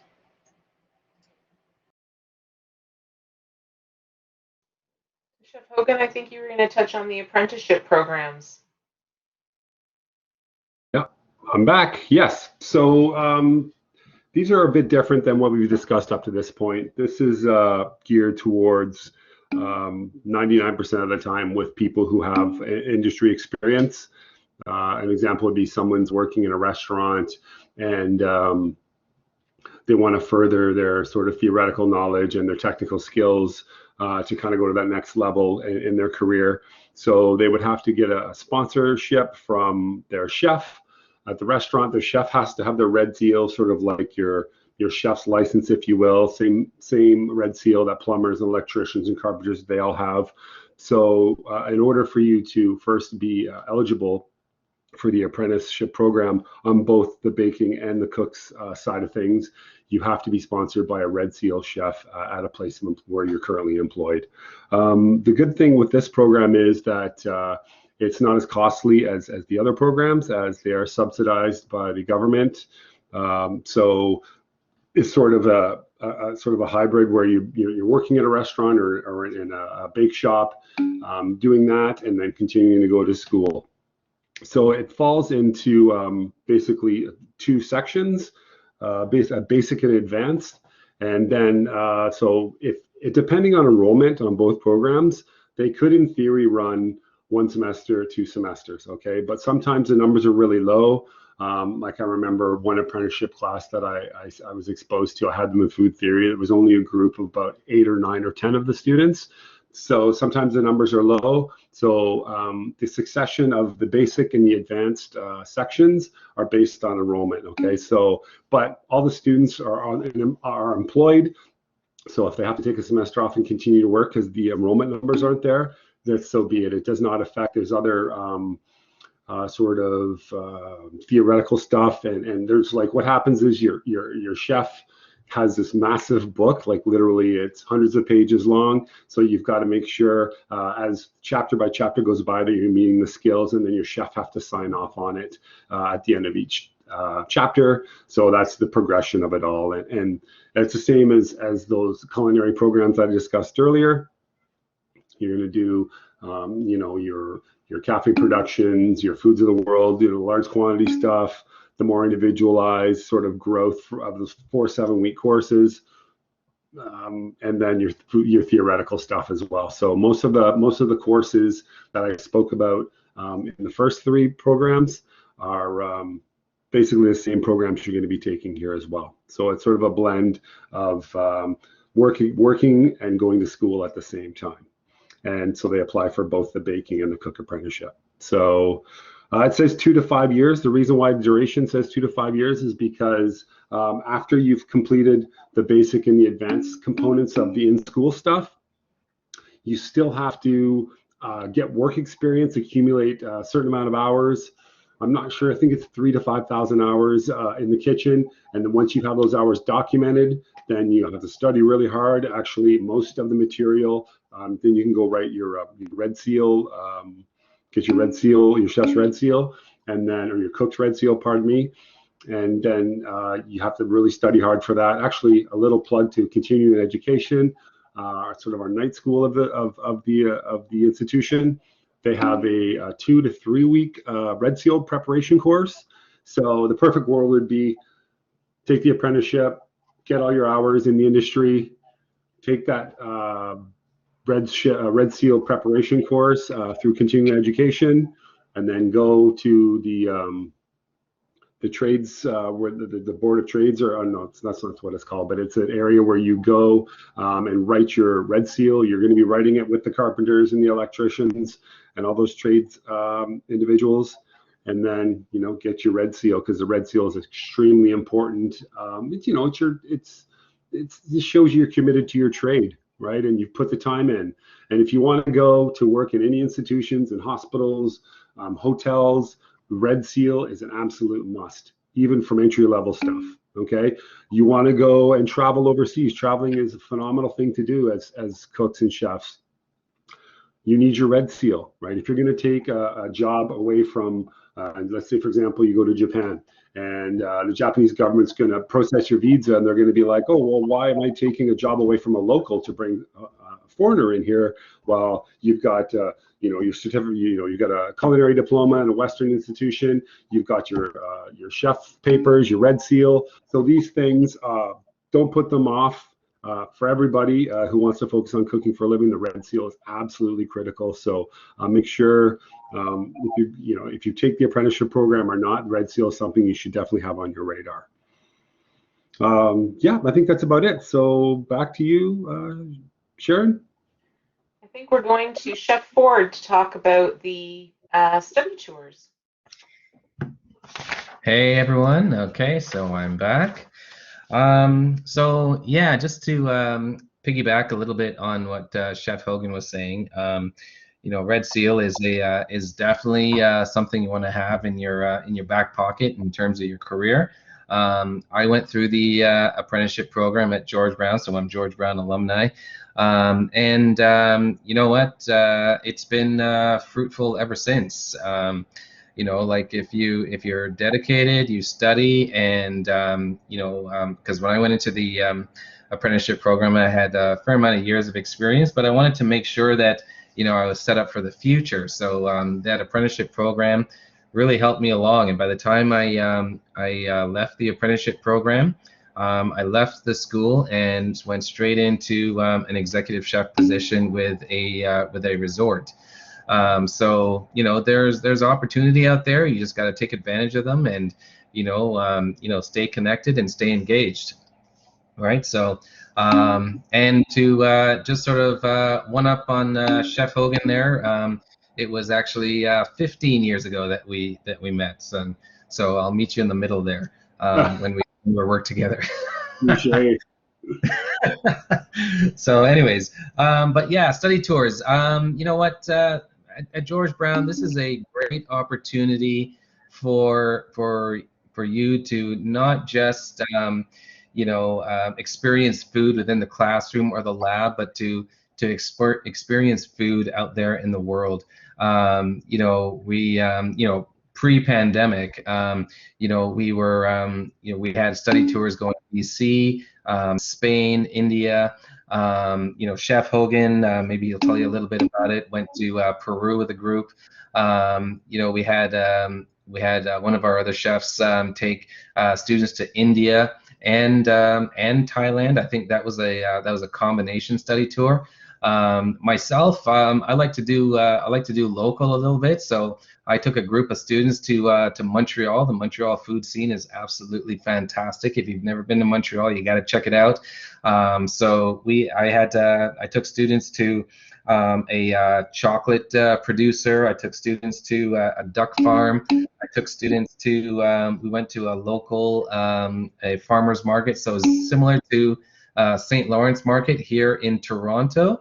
But in my opinion, Jean Talon Marché is over the top. It's amazing. We were tasting oysters. We were tasting foie gras. Such an amazing experience. I also had students experience, food, Montreal food from a local perspective. So they got a culinary education with the school there, the ETHQ, the Institute for Tourism and Hospitality in Montreal. And, so students got to work with some of the local seafood that comes from the St. Lawrence River and the Atlantic Ocean. So where those two meet, you'll find some fantastic food. Razor clams, sea urchin.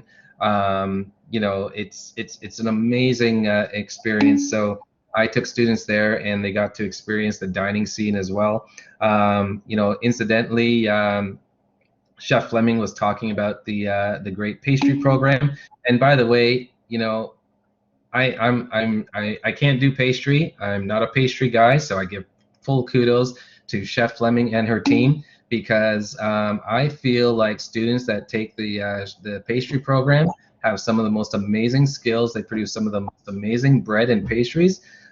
It's unbelievable. But one of the study tours that's somewhat focused on pastry goes to Japan. So if you're interested in that sort of thing, a study tour is definitely something that you might want to take advantage of. It's Chef Fleming. Okay, no problem. I'll cook for you, Chef Fleming. You can bake for me. It's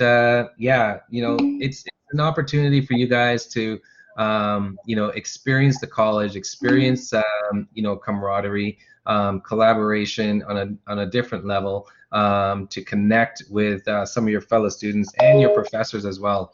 So study tours, take advantage. I don't know, Chef Hogan, do you have a little bit about Peru? Sure, yeah. I took a group of students to Peru. I believe it was October 2019.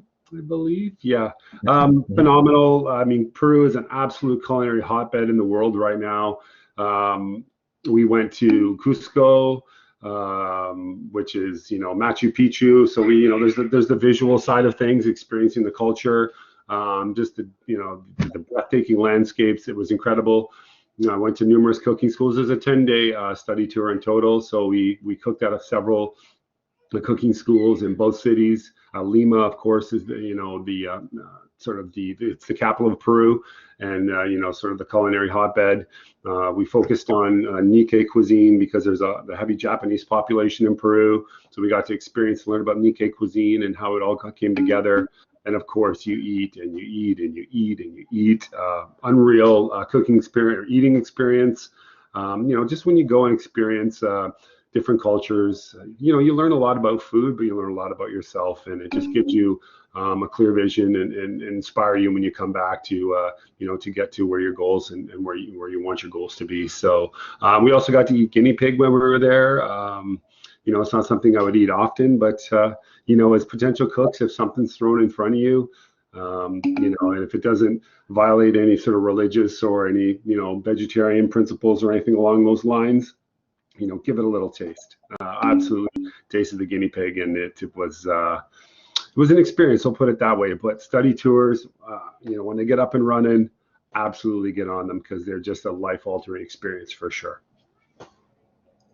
And they often fill up quickly. So yeah, when you see the notice come out, if you're interested, get on it.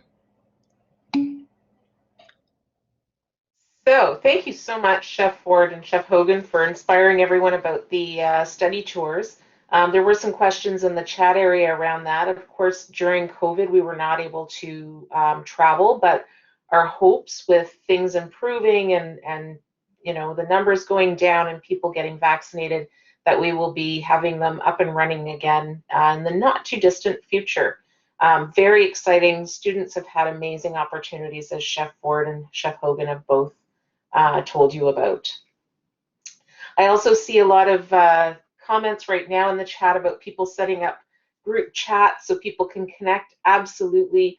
Lots of opportunities for students to connect in and out of their classes, and I think that that community and connection is fantastic. We do have our chef school at georgebrown.ca, so you can continue to connect if you think of more questions that maybe come up after you're done the session tonight, to see if you want to connect with anybody to get more information. We can, you know, they can connect you with the people you need to speak to, or in most cases answer those questions. Lots of expertise there. So here's just a little summary list again of all of our programs. There's a lot. You know, there's the one-year culinary skills, the two-year programs, the H100 culinary management, the integrated learning culinary management, H116, H119 culinary management nutrition, the baking pre-employment, the baking and pastry arts management, those are H108, H113, and then the postgraduate programs, food and nutrition management, culinary arts Italian, baking and pastry arts, French patisserie program, our honors Bachelor of Commerce in culinary, and our new honors Bachelor of Food Studies that is just starting up this September. And then as well, we have our Cook Apprentice program. So lots of programs to explore on our website. And again, if you do have questions, please reach out to chefschool@georgebrown.ca. So thank you very much, everyone, for coming. I want to thank our amazing chefs and professors that joined us tonight to come and talk to you. I did see earlier in the chat, and please keep asking your questions. Belle and Graham and the professors are all here to answer your questions if you have them. But I want to thank them for coming out to talk to you. And I noticed in the chat earlier that someone was asking if these were the professors, and Dr. Stahlbrand responded saying there's lots of them. We really do have a huge complement of faculty that teach for us, and they are, you know, very talented, skilled in their trades, their industry, as well as very well connected to the industry. So these chefs and these professors are people who can connect you with experiences and organizations and people in the industry to help you get your career started while you're with us, including when you're done and looking for a job. So really happy to have you all here. Great show tonight, with over 60 people joining us. And I hope to see all of you, or most of you, in the program in September. We're really excited to get started again.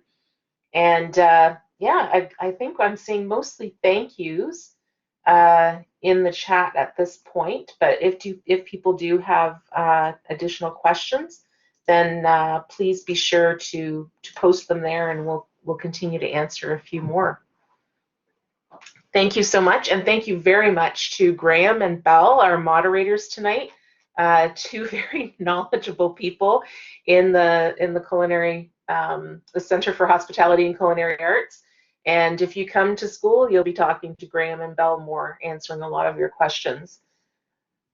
Thank you very, very much. And I'll just leave it at that. And if anyone wants to stick around and ask a few more questions, we can always see if the chefs have any more nuggets of inspiration for you. They were on their game tonight, telling you about all the great things in our program and what you can do with your careers.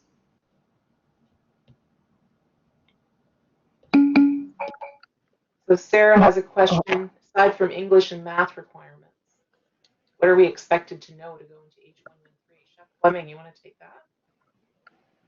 Yeah, Sarah, you know, if you have a love of baking, that's really all you need, because you're going to come to George Brown and we're going to teach you all the techniques that you need to know. And you'll have opportunities to see demonstrations of how to make products, and then you'll have opportunities to make them yourself with support and guidance. So don't worry, you know, all you need is a love of baking, and you know, come up ready to work. Yeah, I find that that's often a question that we get on these discovery days, is students asking how much skill they need to have in either baking or culinary to start the program. And really, that's what we're here to teach you. So the expectation is not that you're coming in with loads of skills, it's that you walk out the door with them. And our professors and chefs are here to make that happen. Hi all, can I just step in for 1 sec? It's Graham here. Absolutely, absolutely. Thank you, Sharon. Sorry. So there's one question that I don't think we've been able to address yet, and it's from Atul. And Atul says, due to religious reasons, I won't be able to cook with beef or beef products. Will that be a problem?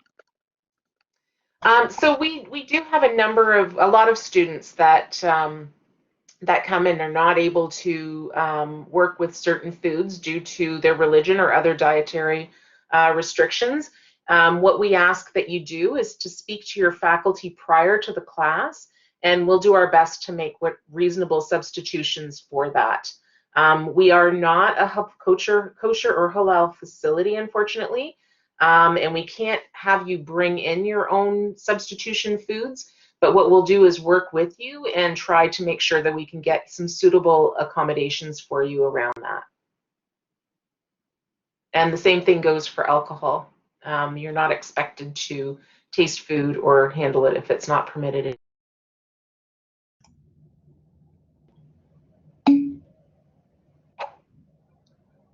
Hey, Sharon.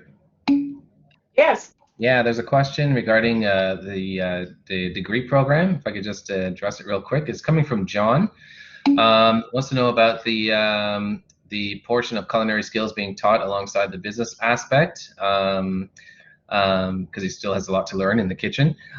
So John, the idea is that with the with H315 and the culinary degree, your first 2 years are relatively similar to the first 2 years of the diploma program. So you'll still be getting like the basics in terms of technique, the basics in terms of application, tools in terms of you know, proper cuts and whatnot. So yeah, you'll definitely, your first 2 years will definitely encompass you know, what you might get in the diploma. The expectation, however, is that it's a little bit more focused, you know, in terms of you know, terminology and theory. But yeah, you'll still get to understand basic cuts, basic culinary techniques. You know, we'll start you off, you know, at a level where we'll be teaching you, you know, the essential culinary skills that will take you into your 3rd and your 4th year. Yeah. The first year of most of the programs are quite similar. Yeah. If you're planning to study, Judy's asking if she's planning to study this fall, what's the best time to apply? Now. Judy, hope that's pretty straightforward, but we're taking applications for, oh, you're talking fall 2022. It'll say on the, I'm sorry, that's my mistake. For the fall 2022 program will be next spring probably that will open up. And if you go to the programs on George Brown College, usually we have the following year that you can check, and I will just double check for you. Depends what program as well, but if you're looking for, say, H100 for the next year, then you're probably looking at the next one. Do I need to take the placement test if I'm accepted for H1? We've answered a few questions regarding the placement tests, but yes, you do. So there's two types of testing. So there's the admissions assessment tests if you don't have the prerequisite requirements for a program, and the placement tests follow once you're accepted into a program to determine which level of English or math you start in. And Rachel's asking when they'll be completed by, Graham. Ideally, it's best to complete them prior to registration so that the system knows what level to put you in. Hi, can I add on to that as well, Graham? Chef Sure. Hogan here. Yeah, so if for example, if you don't write your placement test, they're automatically going to put you in the Foundations English, for example. So that means you have to take one extra English course. Potentially, if your English was up to par, if you were to pass the test with flying colors, you would go right into college English. So make sure you get out and write those tests, because if your English is at the level to go right into college, then that's one less English course you'll have to take, and of course, in turn, one less English course you'll have to pay for. So get out there and write those tests, really important.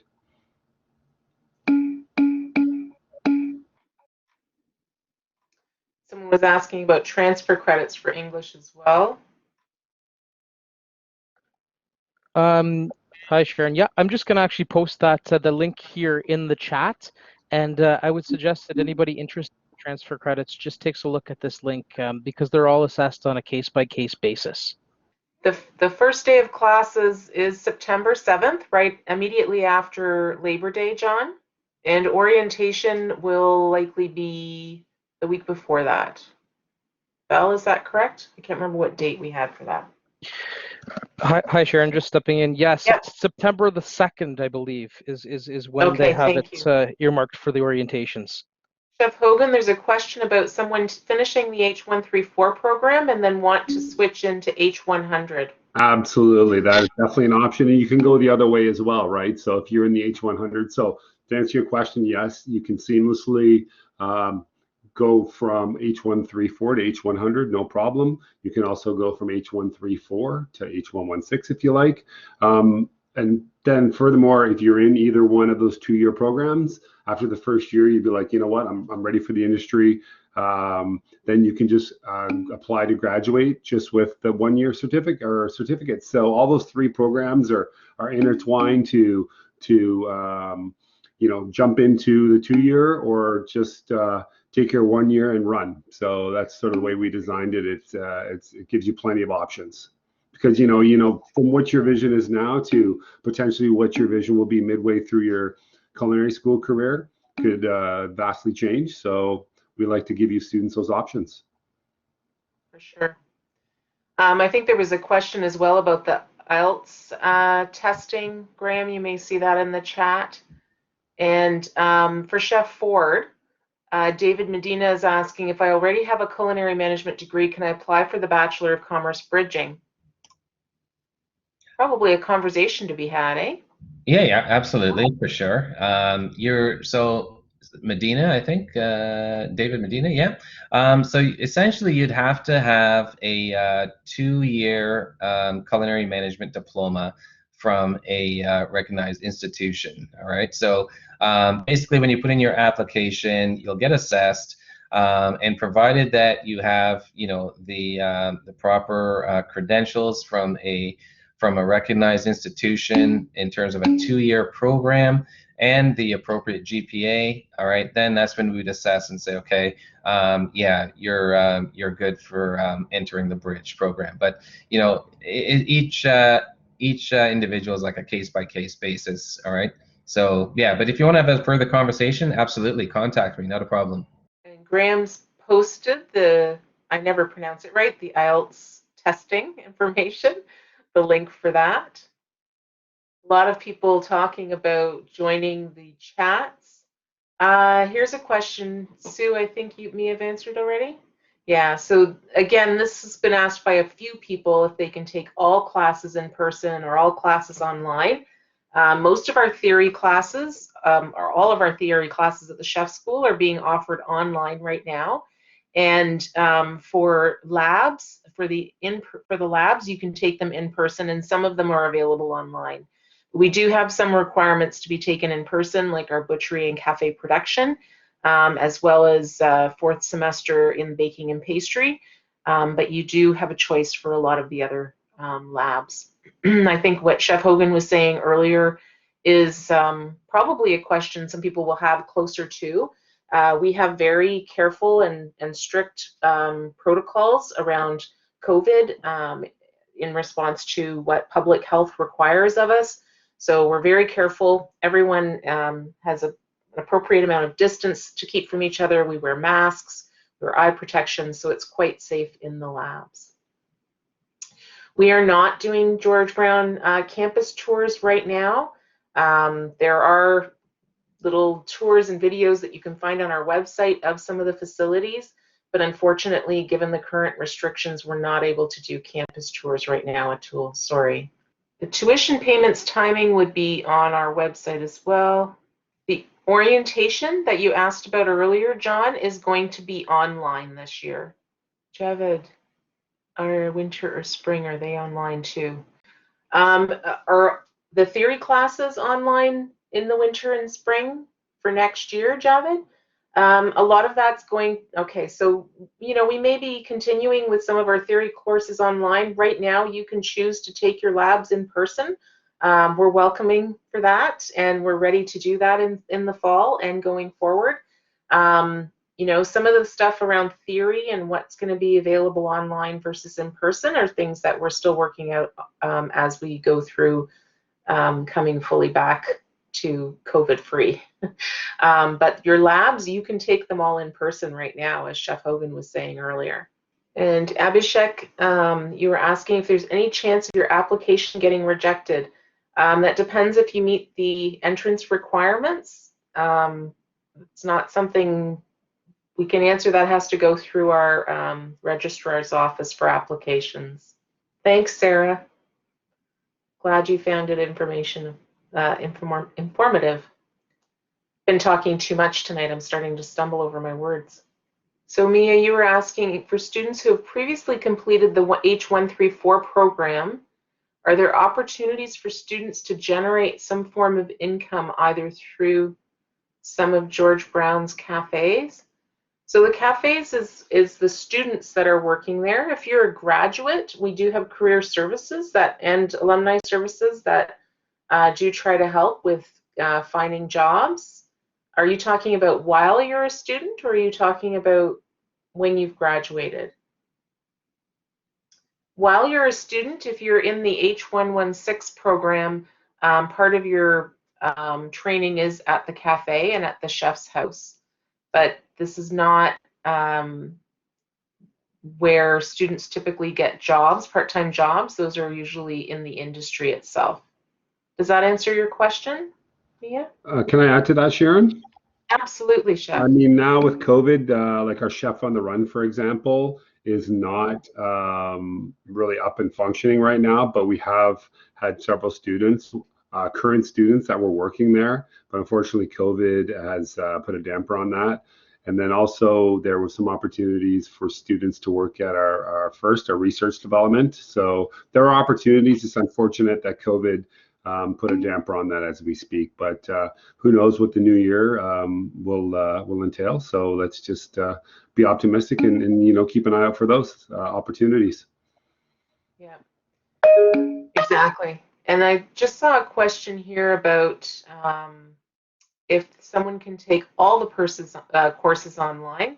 For September, for the fall semester, you can choose all the classes except for the butchery and cafe production must be done in person, which I believe is second semester. If you do the foundations and essentials labs online, we do live assessments, so you will still be cooking with the chef there evaluating you on video. So it's as close as we can get to having that done in person, but the hands-on experience in person is available for all the courses starting in the fall for the labs. Galvin, it's not a requirement at this point. We do have specific government and public health requirements for people who are traveling into Canada or from the airport, things like that. So there's still a mandatory quarantine period. I have a question here from Yi Yang. Yi Yang says, is there a chance to graduate early for H100 students, for example, doing a co-op during the summer. Not really, but if you wanted to fast track, and I think I may have forgotten this point, thank you for reminding me, the H116 program you can finish in 16 months. Okay, and upon graduation, if you're an international student, you get a 3-year work study visa. Okay, so you'll have ample opportunity to work here in Canada after you've graduated with your 2-year diploma. So if you want to fast track, H116 would be your route, Yang, because your entire second year is going to be working several industry experience, pardon me.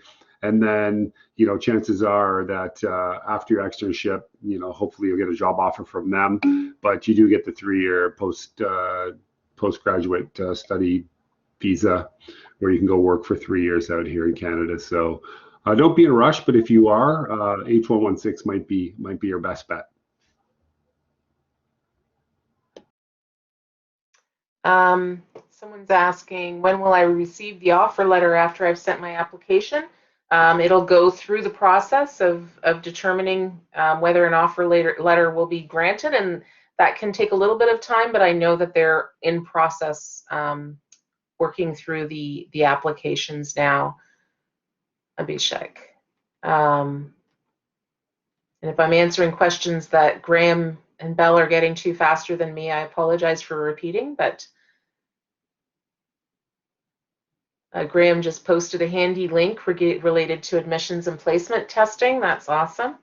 Someone asked if having a degree, holding a bachelor degree, give an applicant a bonus for admission to a diploma program. Well, Javad, you can apply for transfer credits if you're thinking that you have taken some courses that may apply. The application, the transfer credit process is outlined on our website on how you can try to get credit for that. But the requirements for admission to a diploma program are listed on the website as well. And yeah, if you meet the admissions, then that's all that's required.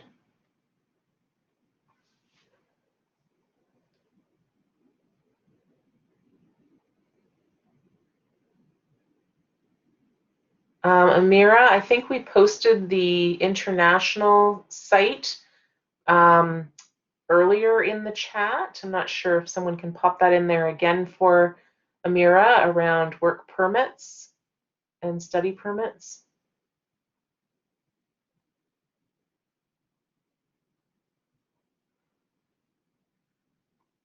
Looks like we've got people slowly leaving. Thank you, Graham.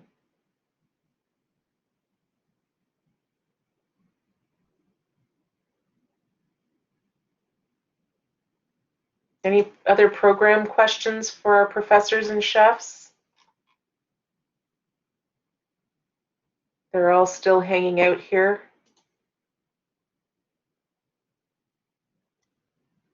Sharon, maybe Thanks, as we Mia. close out, sorry, Graham, you could post in the information on how to reach out to the Chef School, the main email for any questions after this this Discovery Day.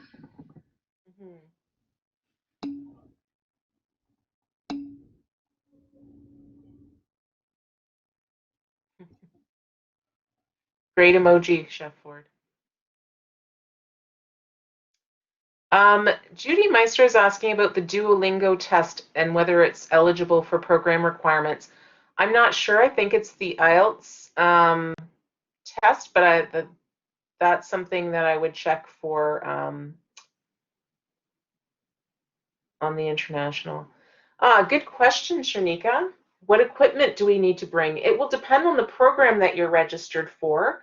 But at the beginning of in orientation for the program, we will review all of the equipment and tools that you need for the different programs. And you can find some of that information on our bookstore site as well for some of the tools. Sharon, there's a question from Gelvin. Does the GBC have a program to become a registered dietitian?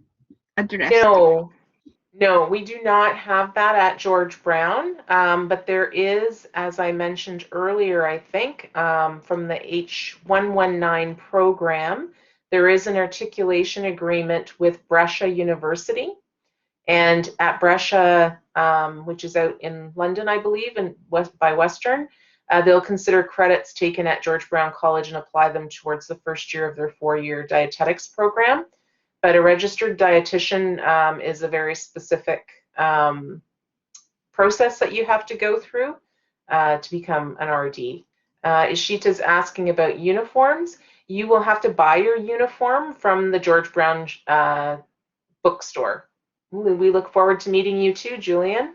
Javed's asking about the H113 program, if you can apply to graduate for the H108 program after a year if you're successful. Looks like Judy and Amira are going to be joining you in H315, Chef Ford. We look forward to meeting you too, Ishita.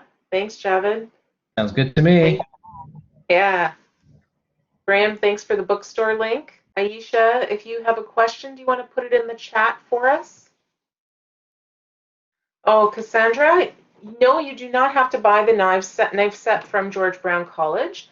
Your knives and smallwares, there are kits available from the chef school, the bookstore, that some people find convenient, but you can bring your own or buy them elsewhere. And in the orientation that we'll hold the week before classes start, as well as when you start your culinary classes, we'll have lots of information about exactly what tools and smallwares that you'll need for your courses. And your chefs often give great advice too about what their favorite knives are, what types of tools they prefer, and that sort of thing. Sharon, can I come to that? Yeah, go right ahead. So in the first week of school, it's all orientation. So you don't have to have your full knives and your full uniform for the first week. I know some students are relying on OSAP. So you have the first week to get all the information. So you have orientation on the second. So basically you have 2 weeks to figure out what direction you want to go in with your equipment. But absolutely the uniforms have to be purchased from the bookstore. Yeah. And go ahead, Sharon. I do recommend that if at all possible, I understand some student that'll be a challenge if they're waiting for their OSAP, but if at all possible, if you can order your uniforms a little bit in advance, because right now, as it stands, and I'm not sure what situation we'll be in for September, but with the restrictions due to COVID, they have to ship the uniforms to people. And so that can take a little bit longer, as you know. It's not, right now, we're not able to just walk into the bookstore and buy it. It's by shipping only. So if you can give it a little extra time for your uniform anyways, I would recommend that. Judy's asking about books. Can we use digital versions, or are physical books mandatory? The main textbook that we use for the culinary programs is a digital book.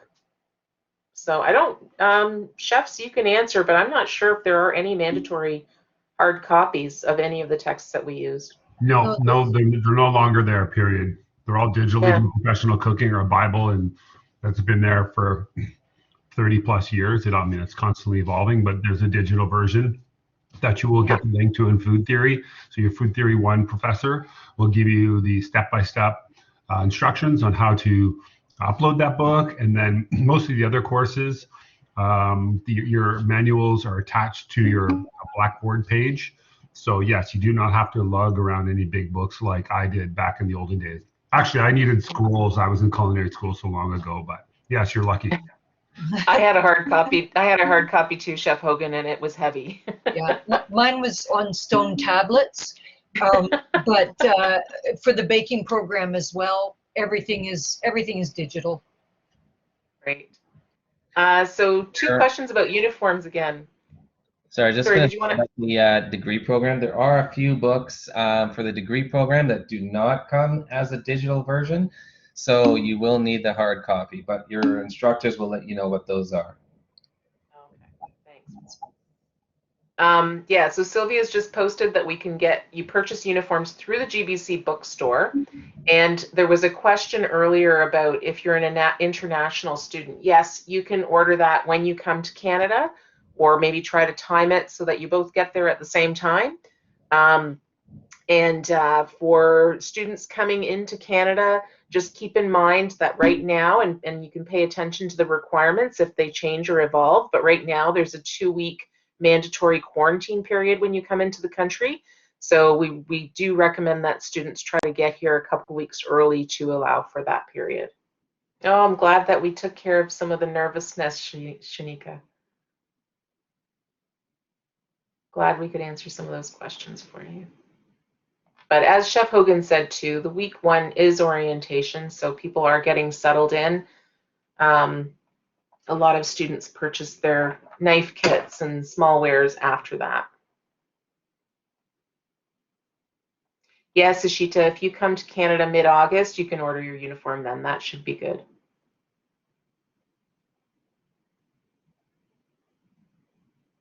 Judy, we're looking forward to having you join us next summer.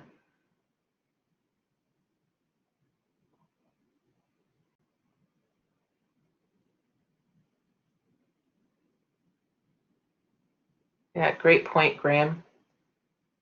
Lots of information coming your way if you're joining us in September.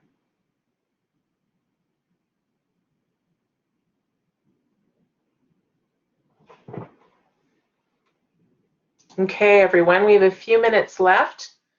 If you have any last-minute questions for our professors and chefs and our moderators, please post them now.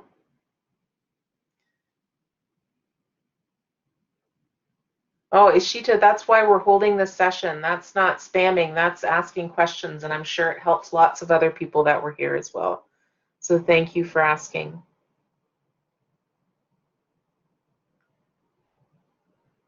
Yes, and once again, thank you for our moderators, Graham, Bell. I think Sylvia popped in here too.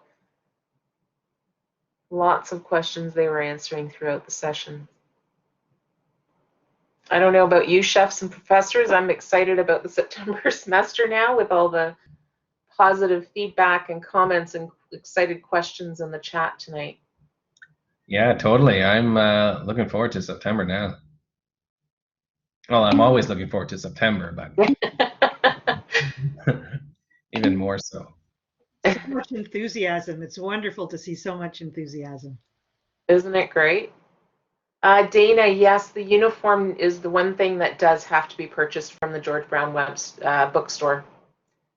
They are specific to our college, and so you do have to get them through our bookstore, unfortunately. Or fortunately. Look forward to meeting you too in the fall, Rachel. Actually, sorry, Sharon, one more thing. I met a student that actually got a nice, beautiful full uniform off Facebook Marketplace. Oh, secondhand from another student? Yes. Well, that is a possibility for sure. Just a warning for the Facebook, just make sure, because some people are posting the old George Brown uniform with the checkered pants, so we're no longer using that. So just make sure you're purchasing the proper uniform. Yeah, compare it to the one on our George Brown bookstore website to make sure you're getting what you're supposed to have right now.